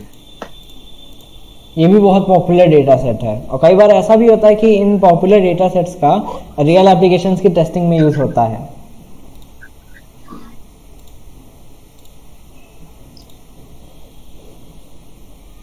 हाँ, ये एडवांस रिग्रेशन टेक्निक है, जो परम ने भी बताया वो पूरी रिग्रेशन टेक्निक्स है, क्योंकि इसमें रैंडमली हम नंबर्स दे रहे हैं और हमको सम डिफरेंट मिलेगा। हर वैल्यूज का जो मैं फीचर्स दूंगा उसकी अलग अलग वैल्यूज मिलेंगी। हाँ, और कोई भी मॉडल परफेक्ट नहीं होता, और जो 9+3 सेम नहीं हो सकता। हाँ वही। अब जैसे ये मैंने डेटा जनरेट किया था खुद से, कंपटीशन जो हो रहा है। हाँ हाँ एक मिनट, हाँ क्या बोले थे, बोलो स्वप्निल। आप कह रहे हो डेटा सेट ऑब्वियसली इतना परफेक्ट तो नहीं होता कि वो हमेशा सही रहे, हम उस पर फुल्ली रिलाई कर सकें, तो इसीलिए कंपटीशन चल रहा है इतने सालों से, वो वेट कर रहे हैं। नहीं ऐसा कुछ नहीं। नहीं ऐसा नहीं, वो कंपटीशन इसलिए क्योंकि उसमें वो जो वैल्यूज है वो उन लोग ने रैंडमली पिकअप करी है। टाइटैनिक डेटा सेट के जो वैल्यूज है उसमें बहुत सारी एम्प्टी सेल्स हैं, एम्प्टी सेल्स भी है, उनको तुम्हें खुद फिल करना पड़ता है बैठ के, उसको डेटा प्री प्रोसेसिंग कहते हैं। अपने मॉडल को तुम नन वैल्यूज तो दोगे नहीं, तो उसमें तुमको सब सेल भरने पड़ते हैं। वो कैसे भरोगे, या तो तुम मीन से भर सकते हो, या तो मीडियन से भर सकते हो, या तो मोड से भर सकते हो। या तो फिर तुम गॉसियन डिस्ट्रीब्यूशन बना के एंड ऑफ द वैल्यूज भर सकते हो। तो अलग अलग टेक्निक्स होती है, ये होता है। देखो, अब जैसे एक ये जो हाउस प्राइस प्रिडिक्शन वाला डेटा सेट है, इसमें देखो, हाँ बोलो बोलो बोलो। देखो, याद रखना कि ये जो कंपटीशन हो रहे हैं कैगल पे, इनका पर्पस कोडशेफ के कंपटीशन से बहुत ज़्यादा अलग नहीं है। कारण ये है कि यहाँ पे वो तुमसे रियल वर्ल्ड प्रॉब्लम सॉल्व नहीं करवाते। यहाँ पर वो तुम्हारी डेटा एनालिसिस और मशीन लर्निंग स्किल्स को टेस्ट करते हैं। तो यहाँ जिस तरह से कोडशेफ के स्कोर्स तुम्हारे प्रॉब्लम सॉल्विंग स्किल्स दिखाते हैं, उसी तरह तुम्हारी डेटा एनालिसिस स्किल्स कैगल से पता चलती हैं। तो कैगल सिर्फ और सिर्फ उसी के लिए है। ऐसा नहीं है कि उन्हें ज़रूरत है टाइटैनिक के रिजल्ट्स की। और नीचे हाँ यतेश बोलो। अरे यहाँ पे मैं वो पाइथन वाले में एक बार जाओ, यहाँ पे पाइथन में ऊपर ऊपर ऊपर ऊपर उनके डिस्क्रिप्शन में एक बार, ये और ऊपर ऊपर ऊपर, हाँ यहाँ पे देखो ये पाइथन ट्यूटोरियल्स दे रखे हैं। इसमें एक्सजी बूस्ट हो गया, सबसे बेस्ट टेक्निक है XD boost with parameter tuning, lasso regression, ये सब ये असेंबल मॉडल के अंदर आते हैं। स्टैकिंग हो गया, मल्टीपल मॉडल्स को स्टैक करके फिर प्रिडिक्शन कर रहे हो, तो बहुत ही बेस्ट रहता है। पर इसमें भी लोग टॉप स्कोर अचीव नहीं कर पाते। बहुत इसमें बहुत, अरे कैगल में जो कॉम्पिटिशन चलते हैं बहुत ही अच्छे अच्छे चलते हैं। वो कोडशेफ की तरह वाले नहीं कि इसमें कहीं पे भी, इसके बहुत ही गजब लोग हैं इसमें डेटा साइंस की फील्ड में, हल्की सी। तो इस तरीके से इसने देखो कोला की सबसे ज्यादा प्रोबेबिलिटी दी इसने कि हाँ ये कोला है यहाँ पे। तो यहाँ पे ऐसे हम लोग, अब जैसे मेरे को और कोई ऑब्जेक्ट लेना है, जैसे मेरे को क्या लेना है, जैसे बस मैंने दिया तो ये बता देगा कि हाँ भाई ये स्कूल बस है, ये स्कूल बस है। इसलिए सबसे ज्यादा प्रोबेबिलिटी किसकी मिली, स्कूल बस की मिली इसको। तो पूरा मेरा न्यूरल नेटवर्क से, ये जो कन्वोल्यूशन न्यूरल नेटवर्क्स क्या होते हैं, इमेजेस पे वर्क करने के लिए होता है। सिंपल न्यूरल नेटवर्क्स मेरे पास नंबर्स के ऊपर वर्क करने के लिए होता है। ये जो मेरे पास ये इमेजेस पे मैंने वर्क करा, और यहाँ पे मेरे को क्या हुआ, यहाँ पे इससे पूरे नेटवर्क को ट्रैवर्स करने के बाद मेरे को क्या दे दिया, इससे प्रिडिक्शन दे दिया, हाँ भाई ये स्कूल बस है, इस तरीके से। और ऐसे तुम लोग इसमें बहुत सारे एग्जांपल है, तुम लोग देख सकते हो। ये कार है मेरे पास, इसने लाके मेरे को स्पोर्ट्स कार दे दिया। इसने देखो लाइफ बोट की भी थोड़ी प्रोबेबिलिटी दी थी, कोला की भी देखो हल्की सी प्रोबेबिलिटी दी, यहाँ पे एस्प्रेसो की भी हल्की सी प्रोबेबिलिटी दी। और इसको एंड में इसको सबसे ज्यादा प्रोबेबिलिटी किसकी मिली, स्पोर्ट्स कार की। इसने क्या किया, प्रेडिक्शन कर दिया कि हाँ ये स्पोर्ट्स कार है। यहाँ पे देखो इन्हें पूरा दे रखा है कैसे क्या क्या हो रहा है। और देखते हैं, जैसे मेरे को, जैसे मैंने ये क्लिक किया, यहाँ पे देखो, ये देखो कैसे प्रिडिक्शन हो रही है पूरी। यहाँ पे ये एक एक सैंपल्स को ट्रैवर्स कर रहा है। यहाँ पे अगर जैसे मैं इसके और टर्मिनोलॉजीज में बताऊं तो ये क्या कर रहा है, इसको मैक्स पूलिंग कहते हैं। पूल कर रहा है यहाँ पे हर इमेजेस को, और यहाँ पे इसने सैंपल ला के दे दिया। वैसे ही तुम कोई भी लेयर का देख सकते हो। जैसे मेरे को इसका देखना है, ये क्या किया इसने यहाँ पे, ये देखो यहाँ पे वैल्यूज ट्रैवर्स हो रही है पूरी। ऐसे मेरे सीएनएन्स वर्क करते हैं। और किसी को कुछ भी पूछना हो यार, हाँ बोलो बोलो बोलो बोलो बोलो। जैसे अभी आपने मतलब अभी आपने एक एग्जांपल शो किया था, उसमें आपने मैनुअली मतलब मैनुअली लेयर्स उसमें बताया था, ठीक है, कि इसमें 3 लेयर होगी। हाँ हाँ। तो तो परफेक्ट प्रेडिक्शन मशीन लर्निंग क्या अपने आप लेयर्स डिफाइन कर सकते हैं? हाँ, तुम कितनी भी लेयर्स डिफाइन कर सकते हो, किसी ने कोई लिमिटेशन नहीं है। बस इसमें क्या होता है, कभी कभी ओवरफिटिंग हो जाती है डेटा, तुम्हारे पास डेटा सेट ज्यादा नहीं है, या फिर तुम्हारे पास वैल्यूज ज्यादा नहीं है, तो क्या हो जाता है ओवरफिटिंग हो जाती है डेटा की। तो एक मिनट, तो ओवरफिटिंग डेटा की हो जाती है। तो अब तभी इसमें क्या हिट एंड ट्रायल वाला मेथड है कि कभी कभी क्या होता है, कभी तीन ही लेयर से अच्छी परफॉर्मेंस मिल जाए तुम्हें न्यूरल नेटवर्क्स में, कभी कभी क्या होता है 5-6 लेयर्स लगानी पड़े न्यूरल नेटवर्क्स में। इस तरीके से होता है। तो ये मतलब अल्टीमेटली तुम पे डिपेंड करता है, तुम वो हिट एंड ट्रायल वाला मेथड है, इसमें कितनी लेयर्स। और ये जो है ना, जो इमेजेस पे वर्क कर रहे हो, इसे सीएनएन्स कहते हैं, कन्वोल्यूशन न्यूरल नेटवर्क्स। जो तुम अगर नंबर्स पे वर्क करोगे तो न्यूरल नेटवर्क्स हो गए वो अलग, वो अपने में अलग। उसको पढ़ने के बाद फिर यहाँ पे आते हैं ये, क्योंकि अल्टीमेटली आखिरी में ये क्या कर रहा है, सारी वैल्यूज को फ्लैट करके अंदर दे देता है प्रोबेबिलिटी डिफाइन करने के लिए। यहाँ पे ये होता है। और किसी को कुछ, तो ये जो इमेजेस हैं लेयर्स के अंदर, ये ऑटोमेटिकली जनरेट होती हैं यूजर्स को? नहीं, तुम बस दोगे इनपुट इमेज दोगे, और यहाँ पे तुम्हें बस नेटवर्क डिफाइन करना होता है, कैसा तुम्हें नेटवर्क चाहिए। ये रेलू हो गया ना, रेलू यहाँ पे एक्टिवेशन फंक्शन होता है एक टाइप का। ये क्या करता है, तुम्हारी वैल्यूज को रेंज कराता है। जैसे मेरे को क्या करना है, एक टर्म होता है ओवरफिटिंग का। जैसे ओवरफिटिंग मतलब क्या होता है, जैसे मैं हाइट और वेट का कंपैरिजन कर रहा हूँ, ये कंपैरिजन बिल्कुल भी जेन्युइन नहीं है। किस लिए नहीं? क्योंकि हाइट किसी और वैल्यूज में हम लोग मेजर करते हैं, वेट कोई और वैल्यू में मेजर करते हैं, तो उसको एक ही वैल्यूज में लेके आने के लिए, एक ही रेंज पे लाने के लिए, या तो मैं 0 से 1 की रेंज में ले आओ, या तो मैं 0 से 10 की रेंज में ले आओ। तो मैं क्या करता हूँ, नॉर्मलाइज कर देता हूँ अपने डेटा को।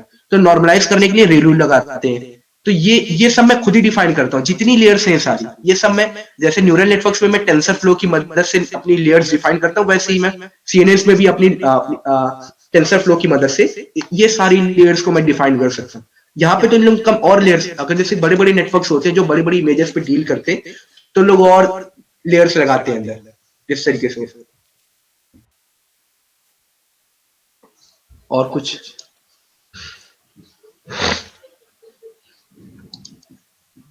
भैया हिडन लेयर तो हम लोग खुद से बताते हैं ना कि हाँ, कौन ये सा सारी हिडन लेयर। ये सारी जितनी तुम बस इनपुट लेयर भी सब कुछ तुम अपने आप से डिफाइन करते हो, जितनी वहां पे चीजें देख रहे हो ना, सब ये सब तुम खुद ही डिफाइन करते हो और डिफाइन कर हाँ बोलो बोलो।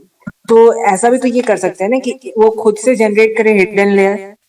खुद से जनरेट करे, खुद नहीं, खुद हाँ, से हिडन लेयर ना, हिडन लेयर जितनी तुम फिक्स अमाउंट ऑफ देनी पड़ती है। अगर खुद से वो जनरेट करने लग गया तो प्रॉब्लम्स होती है। प्रॉब्लम किस टाइप की? ओवरफिट होने लग जाता है डेटा के ऊपर, प्रिडिक्शन तुम्हें अच्छी नहीं मिलेगी, ये होता है।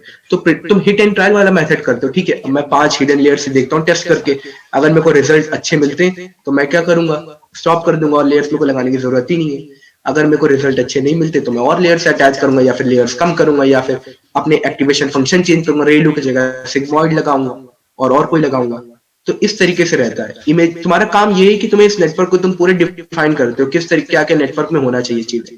उसके बाद और वो डिफाइन करना 2021 में बहुत आसान है। टेंसर फ्लो दे रखा है, टेंसर फ्लो के ऊपर एक ग्रैपर है केरास, उससे तुम आराम से ये पूरा नेटवर्क बना सकते हो, कितनी नंबर ऑफ लेयर्स लगा सकते हो, और वो कोई बड़ी डील नहीं है, बहुत आसान है।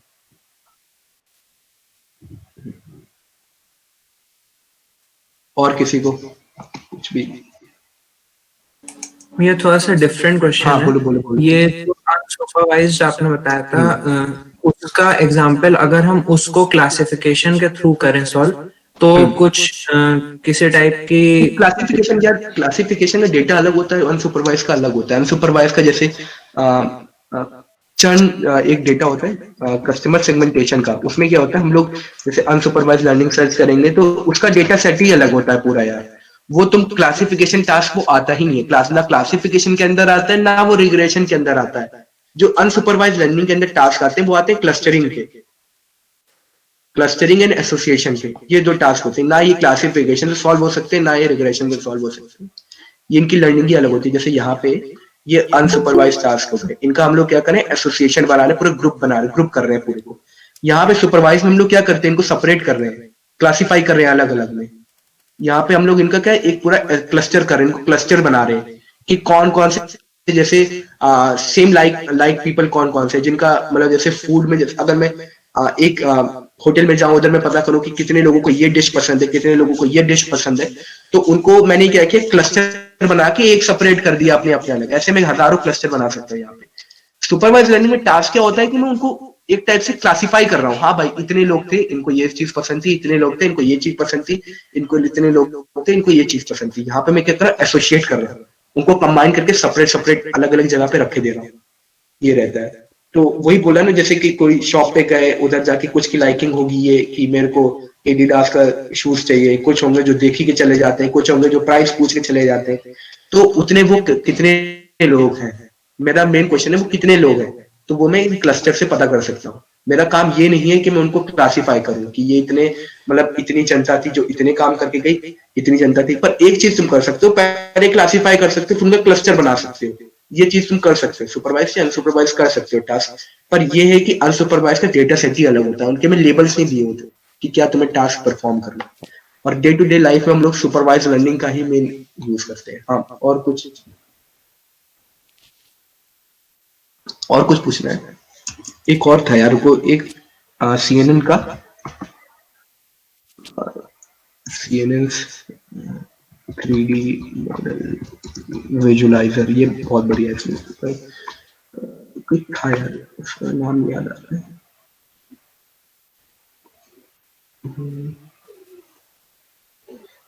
हाँ मिल गया। सर किसी को भी पूछना यार, पूछ लो, पहले वर्कशॉप से बोल रहा हूँ यार, किसी को भी कुछ भी पूछना हो। टेंसर स्पेस, इसमें देखना बहुत पूरा 3D विजुअलाइजेशन है ये। प्लेग्राउंड,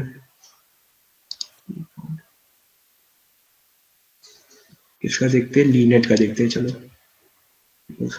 ये देखो, ये एक 3D विजुअलाइजेशन है पूरा उसका, कैसे मेरे न्यूरल नेटवर्क्स, जैसे मेरे को क्या करना है, लेट्स से जैसे ये क्या है, एमनेस डेटा सेट होता है। एमनेस डेटा सेट क्या है कि लोगों ने क्या है कि पेपर पे 0 से लेके 9 तक नंबर लिख दिए।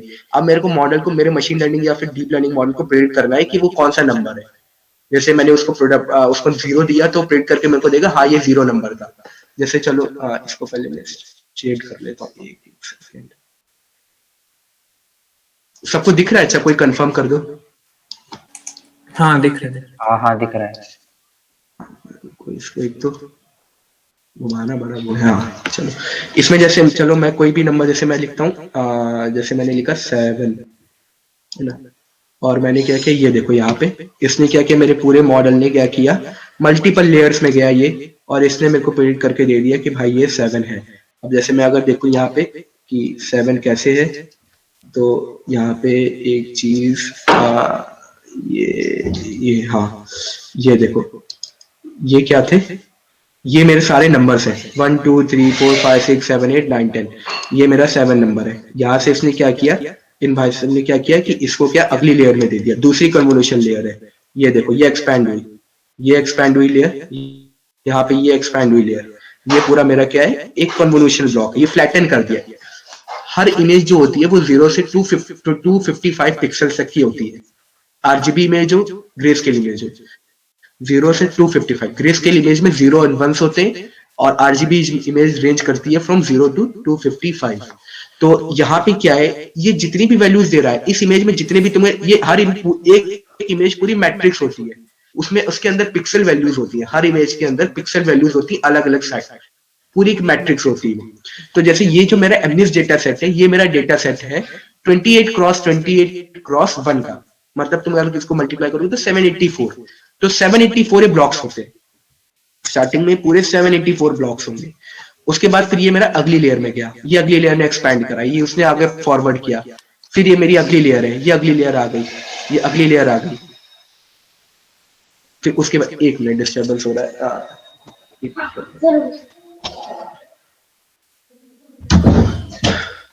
फिर इसने क्या किया, अगर मैं इसको यहाँ से साइड व्यू से देखूं तो इसने क्या किया यहाँ पे, एक मिनट, यहाँ पे ये देखो, ये अब यहाँ पे देखो ये कुछ अलग प्रेडिक्ट कर रहा है। शुरुआत में कुछ मतलब ये लोग रैंडम चीजें प्रेडिक्ट करते हैं। यहाँ पे हमने देखा CNN एक्सप्लेनर में, ये देखो यहाँ पे कुछ अभी इमेज कुछ बनी नहीं रही है, यहाँ पे हम लोग देख रहे हैं कुछ ये लग ही नहीं रहा है कि कार जैसा कुछ यहाँ पे बन रहा है, कुछ नहीं बन रहा है अभी। धीरे धीरे जैसे ही नेटवर्क में आगे बढ़ता जाएगा, देखो यहाँ पे कुछ दिखने लग गया, हाँ भाई ये कार जैसा कुछ बन रहा है। एंड में यहाँ पे जैसे हमने देखा कि हाँ ये कार था, यहाँ पे अगर हम लोग इसको देखें तो ये बताएगा कि ये कार आने लग गई, यहाँ से मेरी कार दिखने लग गई धीरे धीरे इमेज, ये कार की इमेज थी यहाँ पे। ये देखो यहाँ पे शुरुआत में गया, यहाँ से एक कार, अब देखो ये RGB चैनल, 3 चैनल की इमेज होती है मेरे पास, कोई भी कलर इमेज होगी 3 चैनल कंप्राइज करेगी। उसके बाद यहाँ पे देखो ये धीरे धीरे कार बन रही है, कार बनते बनते मेरा मॉडल सीख रहा है, हाँ भाई ये कार है कार है कार है। आखिरी में इसने प्रोबेबिलिटी दे दी मेरे को कि कार की प्रोबेबिलिटी सबसे ज्यादा है, तो ये स्पोर्ट्स कार होगी। शुरुआत में कुछ बनता हुआ नहीं दिखेगा, अगर इसमें देखो टेंसर स्पेस में देखो शुरुआत में कुछ भी बनता हुआ नहीं दिखेगा। ये देखो यहाँ पे देखा जाए तो ये देखो ये दिख भी नहीं रहा है भाई ये 7 है, दिख भी नहीं रहा है ऐसा कुछ 7 जैसा कुछ है, ये देखो कुछ दिख भी नहीं रहा है 7 जैसा कुछ बन रहा है। आगे जैसे जैसे जैसे ट्रैवर्स करता रहेगा, आगे बढ़ते रहेगा नेटवर्क में, मेरी वैल्यूज बढ़ती रहेंगी, तो ये क्या होगा, ये देखो यहाँ पे धीरे धीरे अब 7 बन रहा है, कुछ 7 जैसे पिक्सल्स बन रहे हैं। अभी भी देखो यहाँ पे 7 नहीं बना, फिर अब यहाँ पे जब इसने इन सबके साथ मल्टीप्लीकेशन करा, फिर अब यहाँ पे ये क्या हो गया, एक मिनट, चलो ये हाँ अवश्य, ये सारे जो ये ओपन ही हो चुके हैं इतने। हाँ तो ये आखिरी में देखो 7 बन के आ गया मेरे पास पूरा। ये देखो क्या इसके वो देखो 28 क्रॉस 28 पिक्सल की इमेज है ये मेरे पास। अब ऐसे ही सिमिलरली मेरे को जैसे क्लियर करा मैंने, अब मेरे को क्या करना है, 0 प्रिंट करना है भाई। जैसे मैंने लिख दी ये, तो इसने क्या प्रिंट करके दिया, इसको लग रहा है भाई ये 8, ये भी खुद गलत हो रखा है, इसको लग रहा है कि 8 है, ठीक है, अब जैसे मैंने कुछ भी दे दिया, जैसे मैंने क्या लिखा, जैसे मैंने लिखा, ये लिख दिया मैंने। तो अभी देखो इसको क्या लग रहा है कि 5 है, हाँ ये 5 है, जो मैंने लिखा, मैंने भी वही लिखा था 5 और ये 5 बता रहा है। तो ये मेरे एक सिंपल मॉडल हो गया। ये कौन, इसका नाम दे रखा है लीनेट। सबसे, अब जैसे कन्वोल्यूशन न्यूरल नेटवर्क हम लोग पढ़ेंगे, तो स्टार्ट होता है सबसे पहले, सबसे बेसिक मॉडल मेरा बना था लीनेट। लीनेट के बाद मेरा बना एलेक्सनेट, एलेक्सनेट के बाद मेरा बना वीजीजी, वीजीजी के बाद रेसनेट, फिर रेसनेट के बाद मेरे बने इंसेप्शन नेट, गूगल नेट। तो सब एडवांस मॉडल्स बनते गए धीरे धीरे। तो ये सबसे बेसिक मॉडल है। और कोई मॉडल देखते हैं, चलो। और इसमें से देखते हैं, चलो लोग देखते हैं इंसेप्शन V3 देखते हैं, डाउनलोड हो जाए बस जल्दी से। अच्छा, किसी कोई क्वेश्चन पूछ रहा तब तक पूछ लो।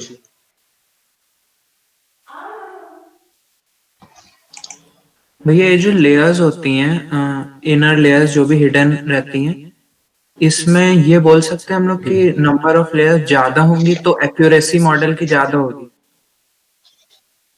नहीं, ये इस पे डिपेंड नहीं करता है यार। ये अल्टीमेटली उस पर्पस पे कि नंबर ऑफ लेयर्स ज्यादा, कभी कभी 2-3 लेयर से भी काम हो जाता है, कभी कभी 4-5 लेयर से भी हो जाता है। वो तुम्हें बार बार तुम लेयर्स चेंज करोगे। अगर तुम्हें वैसी परफॉर्मेंस, अच्छी एक्यूरेसी मिल रही है, तो तुम ठीक है, तुम 3 लेयर्स में भी अच्छे, तुम 3 लेयर्स ट्राई करके देखोगे, 3 लेयर्स में अच्छी एक्यूरेसी मिल गई, बहुत अच्छा। अगर तुम्हें और अच्छी एक्यूरेसी चाहिए, तुम लेयर्स बढ़ाए। कभी कभी लेयर कम करने पे भी एक्यूरेसी मिलती है। तो मॉडल की ट्रेनिंग तुम कह सकते हो कि लेयर्स बढ़ाने से अच्छी होती है, पर एक एक्सटेंट है। अगर तुमने ऐसी 10-20 लेयर लगा दी, तो वो कुछ पर्पस कर ही नहीं रही है उसमें। तुम 20 लेयर लगाने पे भी वही चीज हो रही है। वो 20 लेयर लगाने से पहले तुम्हें वही रिजल्ट 12 लेयर पे मिल गया था, 12 ही लेयर लगाने पे मिल गया। तो बाकी तो 8 लेयर तो वेस्ट चली गई ना। क्यों मॉडल को इतना, मतलब उतना प्रोसेस हम लोग कर रहे हैं। तो वो कह नहीं सकते। कभी कभी हाँ, हो सकता है कि ज्यादा लेयर्स लगाने से तुम्हें एक्यूरेसी अच्छी मिले, कि कभी कभी होता है कि कम लेयर्स लगाने से एक्यूरेसी अच्छी मिले। वो सब अल्टीमेटली हिट एंड ट्रायल वाला है। कभी कभी कोई एक्टिवेशन फंक्शन अच्छा है, कोई ऑप्टिमाइजर अच्छा है, तो उसके लिए कुछ, मतलब कहीं पे भी एक डॉक्यूमेंटेड आंसर नहीं है। पर ये है कि हाँ, कुछ मैक्सिमम केसेस पे होता है कभी कभी कि ज्यादा लेयर्स लगाने से वो अच्छा होता है मॉडल हमारा। अरे इतनी बढ़िया चीज तो है। और किसी को पूछो कुछ भी।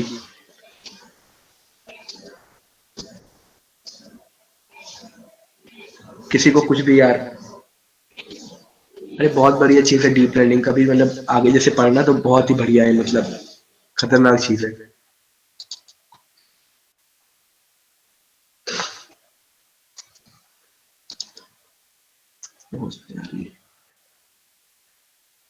तब तो चलो आगे देखते हैं फिर, और इसको और भी देखेंगे फिर। हाँ, तो कन्वोल्यूशन न्यूरल नेटवर्क्स के बाद फिर मेरे पास अब मेरे पास टास्क आ गया सबसे बढ़िया वाला। वो है, इसमें और मजा आएगी। वो आ गया मेरे पास डिटेक्शन का, ऑब्जेक्ट क्लासिफिकेशन का। अब फिर आ जाता है मेरे पास कंप्यूटर विजन में सबसे आ जाता है खतरनाक चीज, वो होती है ऑब्जेक्ट डिटेक्शन। तुम रियल टाइम में ऑब्जेक्ट को डिटेक्ट कर रहे हो। ऑब्जेक्ट को क्या करो, डिटेक्ट कर रहे हो। जैसे तुमने को जैसे डिटेक्ट करना है कि ये पर्सन है, ये बॉल हो गई, ये कार हो गई, ये रिमोट हो गया। तो ऑब्जेक्ट डिटेक्शन तुम कर रहे हो, ऑब्जेक्ट डिटेक्शन होता है। ऑब्जेक्ट डिटेक्शन के बाद आ जाता है ऑब्जेक्ट सेगमेंटेशन। सेगमेंटेशन मतलब कि कोई भी ऑब्जेक्ट को, अब मैं दिखाऊंगा सबके एग्जांपल। सेगमेंटेशन मतलब कोई भी ऑब्जेक्ट को तुम लोग क्या कर रहे हो, भीड़ से अलग कर रहे हो उनको, उसको कलर अलग से लेयर, उसके ऊपर एक अलग सी कलर की लेयर बना के उसको सेगमेंट कर रहे हो इमेज से। तो हो गया मेरे पास ऑब्जेक्ट सेगमेंटेशन टास्क हो गया। ये दोनों सबसे बेस्ट टास्क होते हैं कंप्यूटर विजन में। और इसके बाद और भी आते हैं, पहले ये देखते हैं दोनों टास्क। हाँ, ये देखो, यहाँ पे ये देखो, ये कैट की इमेज दे रखी है, ये कैट की इमेज दे रखी है। ये मेरा पूरा, ये मेरा हो गया नेटवर्क होता है। ये नेटवर्क है इंसेप्शन V3, इंसेप्शन नेट। ये गूगल ने बनाया था, गूगल नेट पे। इसको गूगल नेट भी कहते हैं। तो इसमें ये देखो, इसमें कितनी सारी लेयर्स है, अभी देखते हैं। ये देखो कितनी सारी लेयर्स है। तो यार तो उसको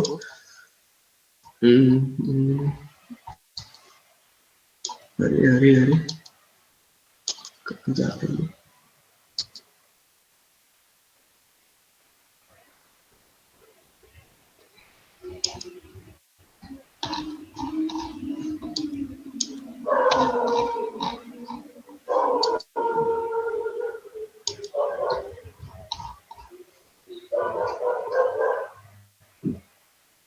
ये देखो इतना बड़ा नेटवर्क है यहाँ पे। अब इसको घुमाना यहाँ पे, बड़ा ही खतरनाक टास्क है। हम लोग नीचे जाएंगे वहाँ से यार।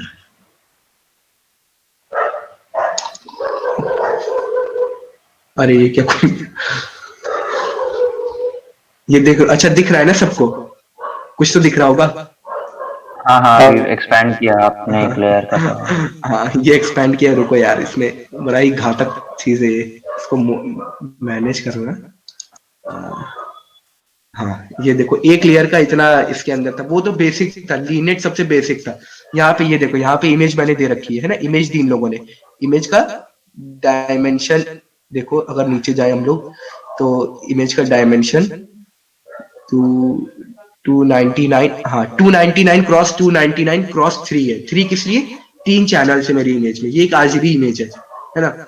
आरजीबी इमेज के 3 चैनल्स होते हैं, रेड ब्लू ग्रीन, है ना। तो ये मेरी आरजीबी इमेज हो गई। अब इसमें क्या किया इन लोगों ने, क्या किया, ये इनपुट के तौर पे मैंने एक आरजीबी इमेज पास कर दी। आरजीबी इमेज को पास करने के बाद फिर क्या किया, इसको मैंने मॉडल पे आगे मॉडल पे भेज दिया। ये पूरे मॉडल पे इमेज गई, और यहाँ पे तुम कोई भी लेयर को एक्सपैंड करोगे, हर इमेज शुरुआत में तुम्हें कुछ नहीं मिलने वाला है, इसमें कुछ दिखेगा ही नहीं कि ये चल हो क्या रहा है इसके अंदर।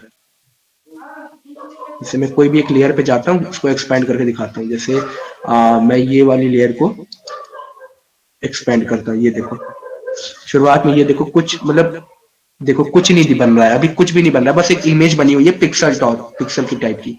धीरे धीरे जैसे ही नेटवर्क में आगे बढ़ता रहेगा, एंड में बिल्कुल जाके यहाँ देखो, ओ यार अच्छा भाई,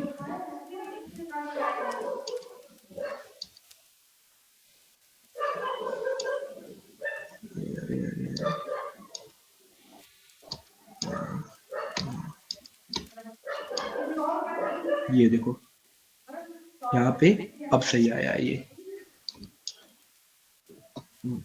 ये देखो यहाँ पे इमेज प्रोवाइड करी मैंने 299 क्रॉस 3 की। ये आगे वाली लेयर्स पे गया, इसके ऊपर वेरियस ऑपरेशन हो रहे हैं, बहुत सारे ऑपरेशंस हो रहे हैं। मैक्स पूलिंग हो गया, उसके बाद पैडिंग लगी, स्ट्राइड्स लगी, उसके बाद और यहाँ पे ये पैच नॉर्मलाइजेशन, अलग अलग स्टेप्स हो रहे हैं इसके ऊपर। उसके बाद धीरे धीरे जैसे ही हमने सारी लेयर्स को पार करते गए आगे गए यहाँ पे। उसके बाद फिर ये मेरे पास और ये देखो और लेयर्स आगे और लेयर्स है, बहुत सारी लेयर्स है। तो इसको थोड़ा टिल्ट करते हैं यहाँ पे, ये कुछ इस तरीके से, और यहाँ पे हम लोग ये यहाँ पे और आगे आते गए ये यहाँ पे मेरे पास रियल प्रेडिक्शन आने लगी। अब मेरे पास जो मेरा मॉडल है आखिरी में एंड में क्या हो गया, एफिशिएंट हो गया। यहाँ पे इसने प्रेडिक्शन, अब यहाँ से देखकर मैं अगर देखूंगा कि मेरी इमेजेस कैसे दिख रही है, तो ये यहाँ पे देखो हाँ यहाँ पे देखो छोटे हर ब्लॉक पे काम हो रहा है।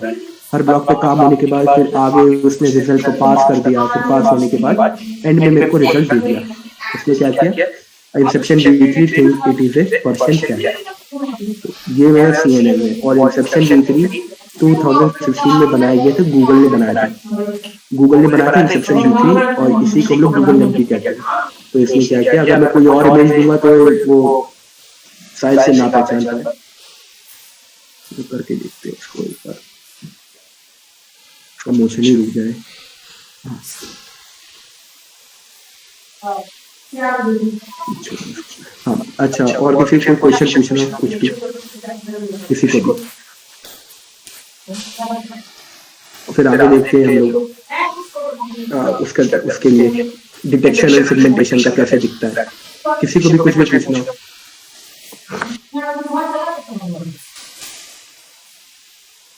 जो एलेक्सा है, एलेक्सा मेरा NLP पे बना हुआ है। NLP natural language processing use होती है एलेक्सा, कॉर्टेना और सिरी बनाने के लिए। चलो ठीक है, फिर हम लोग देखते हैं ऑब्जेक्ट डिटेक्शन एंड सेगमेंटेशन कैसा क्या होता है। ऑब्जेक्ट डिटेक्शन मतलब कोई भी ऑब्जेक्ट को डिटेक्ट करना। जैसे मेरे को क्या करना है, जैसे ऑब्जेक्ट डिटेक्शन का सबसे बेस्ट एग्जांपल है ये मेरी रिपोजिटरी है, इसमें जितने भी अभी तक मैंने ऑब्जेक्ट डिटेक्शन करे और आगे जितने भी ऑब्जेक्ट डिटेक्शन करूंगा सब इसकी कलेक्शन है। ये देखो ऑब्जेक्ट डिटेक्शन हो गया, मतलब जैसे मेरे को कोई भी ऑब्जेक्ट को डिटेक्ट करना है, उसके ऊपर मैं क्या बना दूं, बाउंडिंग बॉक्स बना दूं, जैसे ये है। क्या हो रहा है, अच्छा दिख रहा है ना सबको ये इमेज ऑब्जेक्ट डिटेक्शन का? हाँ देखिए, ऑब्जेक्ट डिटेक्शन हो गया मेरे पास, इसमें देखिए ऑब्जेक्ट डिटेक्शन, ठीक है। ऑब्जेक्ट डिटेक्शन क्या होता है, तो डिटेक्शन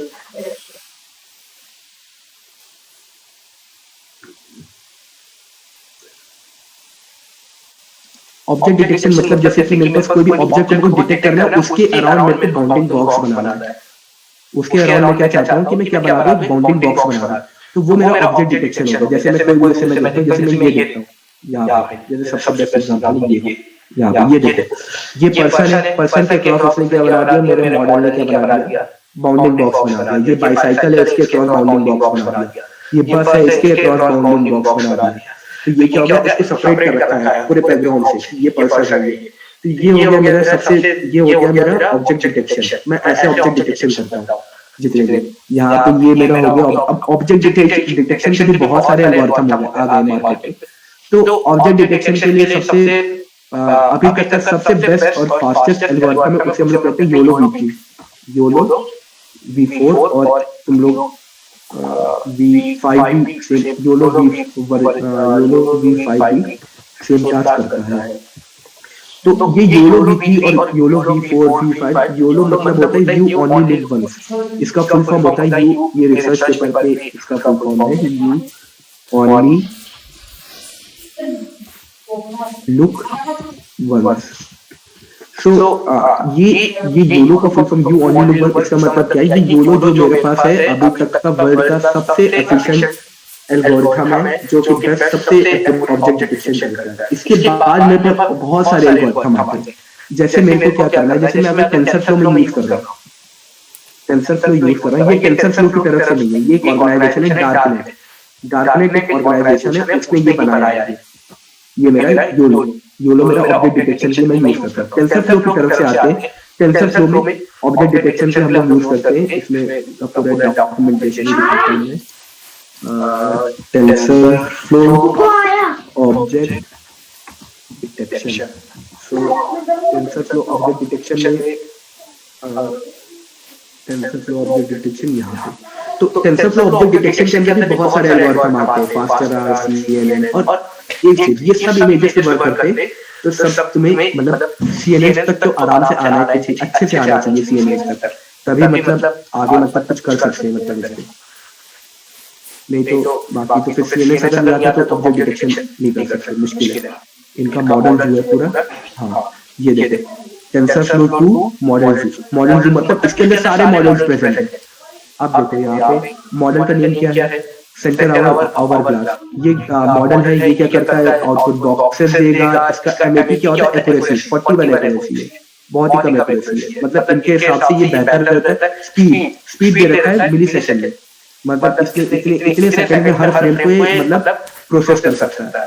यहाँ पे देखो एफिशिएंट डिटेक्शन ये ठीक एल्गोरिथम है। ये इतनी इसको रीड कैसे करते, SLG मेरे पास पहला एल्गोरिथम है, मोबाइल नेट मेरे पास मॉडल है, FPN मेरे पास फ्रेम्स में वर्क कर रहा है, और इतने साइज के फ्रेम पे वर्क कर रहा है। ये मेरे पास क्या हो गया, ये सारे मॉडल्स हैं। और अच्छे से मॉडल्स अगर इनका टेंसर फ्लो 1.0 वाले जो लाइब्रेरी उसके अंदर और दे रखे, तो टेंसर फ्लो मॉडल हाँ SLG मेरे पास एल्गोरिथम है, मोबाइल नेट मेरे पास मॉडल है, V1 मेरे पास क्या वर्जन है, कोको मेरे पास डेटा सेट है। कोको मेरा डेटा सेट वर्ल्ड वाइड हम लोग जैसे कोई भी एक बेंचमार्क डेटा सेट है। बेंचमार्क मतलब कोको जैसे डेटा सेट के अंदर क्या है, कोको डेटा सेट के अंदर कोको डेटा सेट है, कोको डेटा सेट एक बेंचमार्क वो डेटा सेट होते हैं जो मॉडल की परफॉर्मेंस के लिए हम लोग यूज करते हैं। जैसे मैं कोई रिसर्च पेपर लिख रहा हूँ तो मैं इस मॉडल इस डेटा सेट के ऊपर मैं इस डेटा सेट के ऊपर मैं क्या करूंगा, रिसर्च करूंगा, टेस्ट करूंगा कि मेरा कितना अच्छा वर्क कर रहा है। अब देखते कोको डेटा सेट के अंदर 1.5 मिलियन ऑब्जेक्ट की इमेजेस है, 80 ऑब्जेक्ट कैटेगरीज है इसके अंदर, 1.5 मिलियन ऑब्जेक्ट्स की कैटेगरीज है। उसके बाद 30 मतलब 3,30,000 इमेजेस है मेरे पास इसके अंदर। डे टू डे जितनी भी मेरे पास कैटेगरीज होती है, अगर मैं डेटा सेट पे जाऊं ओवरव्यू करूँ तो मेरे पास जितनी कैटेगरीज होती है, जितनी डे टू डे मेरे पास कैटेगरीज होती है, वो मेरे पास सब है इसके अंदर। ये देखो, मेरे को पर्सन चाहिए, पर्सन मिलेगा, मेरे को बैग चाहिए, बैकपैक मिलेगा, एयरप्लेन चाहिए, एयरप्लेन मिलेगा। टोटल 80 कैटेगरीज है। जितनी मेरे को डे टू डे लाइफ में मेरे पास जितनी मतलब ये सबसे बेस्ट डेटा सेट अभी तक माना जाता है। इसके अंदर 80 कैटेगरीज है और करीब 3 लाख तक इमेजेस है इसके अंदर, कोको डेटा सेट के अंदर। जैसे मेरे को एलिफेंट चाहिए, एलिफेंट मिलेगा, सर्च करूंगा मैं, सर्च करने पे यहाँ पे मेरे को इमेज लाता एक सर्च, ये देखो कितनी,